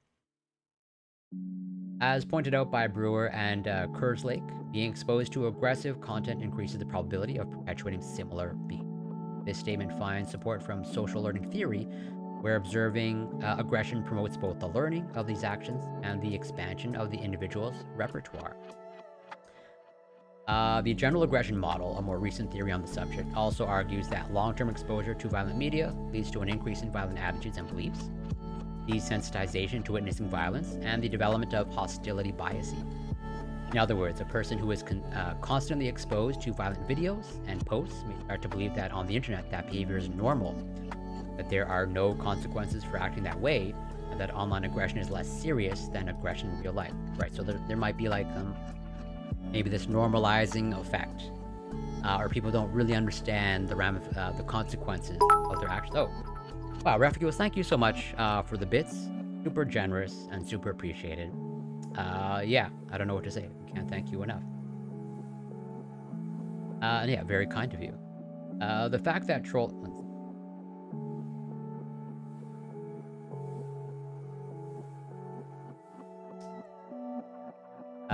and thank you for the kind feedback. I appreciate that. The fact that trolling is cyclical also leaves perpetrators vulnerable to greater exposure to such content. Future studies can experimentally test this hypothesis, measuring cognitive variables related to online violence after the person interacts with an aggressive post. Finally, we observed by SEM, sure they mentioned this before. Oh, and Freedom DAO, welcome. Nice to see you. Hope you're doing well. Oh, structural equation modeling. Okay, gotcha. Whatever. Some sort of algorithm model. That the antisocial online content exposure mediated indirect impacts of FOMO and self-esteem and trolling, contributing to the argument presented above. Relatively stable individual characteristics impact the situation experienced by them. Thus, people with low self-esteem and high FOMO may have patterns of internet use, that is, excessive use, that increase their vulnerability to aggressive content exposure. This long-term exposure, in turn, increases the likelihood of violent behavior on the internet, impacting cognitive and affective aspects of the... So, there might be maybe a little bit of this snowball effect. It might be a select few of, people engaging in this trolling behavior that maybe, I don't know if there's... Welcome to Flavor Country. Thank you so much for the follow, Keladon, and great to see you. Thank you so much again for the follow, and hope you have a great night and a great sleep. And hope to see you again soon. And also, thank you so much for the great comments, questions, feedback, and yeah, thanks again for passing by. But yeah, there might be like this snowball effect, where just a presence of a few online trolls on the internet that are providing this deviant, maybe violent type behavior. People might, on the outside, they might observe it as normal, and that might increase the likelihood that they'll engage with that or start doing that themselves, I don't know if online trolling behavior is contagious in reality, but I think there might be a risk there of they might set the stage, and if it served to be normal, or if this is just part of the space, and that might increase the likelihood that other people will do it. Future studies can further investigate how self-esteem and FOMO impact internet and social media use. For example, commonly visited websites, most used platforms, and how in turn its use impacts exposure and subsequently online. So, wrapping up. In summary, the present study contributed to the understanding how individual and situational characteristics impact online trolling. Relevance of this contribution is highlighted, given that there are still few studies regarding the perpetrators of trolling. Even so, the study is not free of limitations, with the use of correlational data being the main one, given that this prevents the inference of causal relationships. Absolutely. Another issue is that trolling was measured through a brief measure that accesses this behavior in a general way, being necessary that future studies investigate how the frequency of specific trolling behavior, or in different virtual environments, for example, social media versus games, is related to the traits. Despite these limitations, we hope that the results presented will contribute to the literature on the different forms of online aggression, an emerging problem in our society connected through technology.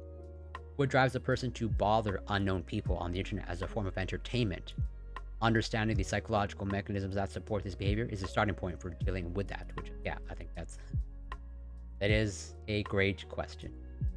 And I'm glad that the researchers or research like this and future research is trying to answer this question, because I do find it super curious. It's almost like, going up to a stranger. Obviously, there's a reason why this occurs in online spaces, and I've never encountered trolling in my real life. But I think there's a reason, why people do it, and people feel like they can get away with it on the internet. If there are no guards on harming others, at some point it would be only strategic to harm others, the same way you would get harmed by them, like crime or bullying. So bullying can multiply differently. Yeah, I don't disagree there. Absolutely. And I think, the question becomes, going back to like content moderation. Like, do we put rules in place? Or, do we actually want to, cultivate some sort of environment in online spaces? There are sort of there are unwritten rules of engagement when it comes to face-to-face interactions. Again, as far as I can tell, maybe I have been, I don't know it, but I've never been trolled in real life. And I interact with a decent amount of people, although I'm no social butterfly. But presumably, whatever, I go to the gym, and I go to the gym virtually every day, and this is just like a normal space for me. Presumably, there are people that I observe at the gym that like they engage in trolling, as in I presumably know someone, or have come across someone, or I've interacted with someone that has engaged in online trolling, well, online, but I'm interacting with them face to face, and they're not trolling me. So like, what is that disconnect there? There's some obvious disconnects, and again, why this seems to be pervasive online. But it's like, can we sort of like enforce rules of engagement online? Or what occurs in face to face? Or can we make the online environment have the same risks as face to face? Because I think there are reasons why I've never been trolled in real life or at the gym. Because like, yeah, I can whatever walk away, or I almost certainly wouldn't, but I can whatever assert my will to some degree. So yeah, super interesting psychological phenomenon. That's why I enjoy research like, because I do find the behavior super curious when I've encountered in the past. And I had my suspicions on the psychological profile, and so far it hold true. But with that, I think we're gonna end the stream here. I think I covered every piece of content that I want to cover, and then some. I actually was gonna save this study, I think, for next stream, or maybe just like briefly go over it. But actually, I'm glad that I got to go over it in depthly. Yeah, came across, and this was published recently this year. I think it actually was published like in the past couple weeks. Let's see if I can find someone to raid. And so, well, I think I met my goal for this week. My plan was to stream Tuesday to Friday, and mission accomplished, which I'm happy about. And so I don't plan to be back during the weekend, or actually probably my next stream is almost certainly planned for Tuesday, but I'm going to post my schedule in the Discord. That's what I'm trying to do from now on, week to week. As in, I should be posting my schedule tomorrow for the upcoming week. And it's looking like I will probably have roughly the same schedule next, although probably Tuesday to Thursday next week. But I will be on someone else's stream on Sunday, Jason Society. Shout out to them.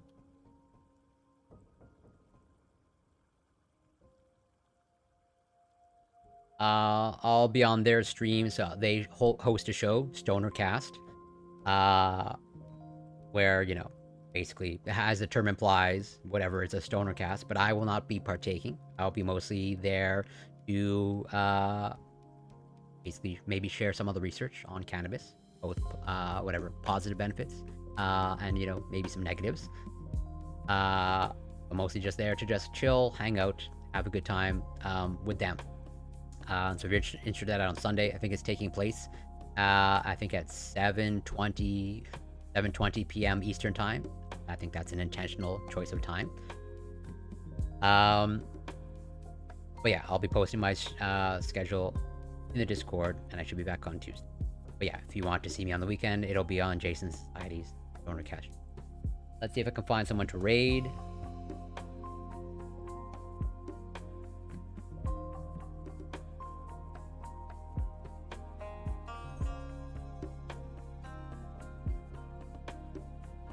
Astro Canuck is streaming. It looks like, I think they're doing, I think they're testing out their mobile stream setup. I think we're gonna raid into them. We just set that up. But yeah, I want to thank everyone that passed by. Freedom DAO, Rapicule66, Caledon K, thank you so much for passing by, and the follow, super appreciated. Thank you, Bob Marley. I'm missing a bunch of people, which I apologize for. Rafa is God, Orange Hue, super appreciated. And anybody else that I forgot, I apologize. But yeah, we're gonna raid into Astro Canuck, so gonna set that up. But yeah, can't thank everyone enough. Super appreciated to everyone that passed by, and all the great questions, and all the great feedback. Thank you for the bits, Rapicule, super appreciated. And if you're not following Astro Canuck, you should be. I believe they're going to be at Starfest over the weekend. And I think they're going to be streaming some of the content. And they're Canadian, so all the more reason to follow them. And yeah, until next time, take care, be well, be kind.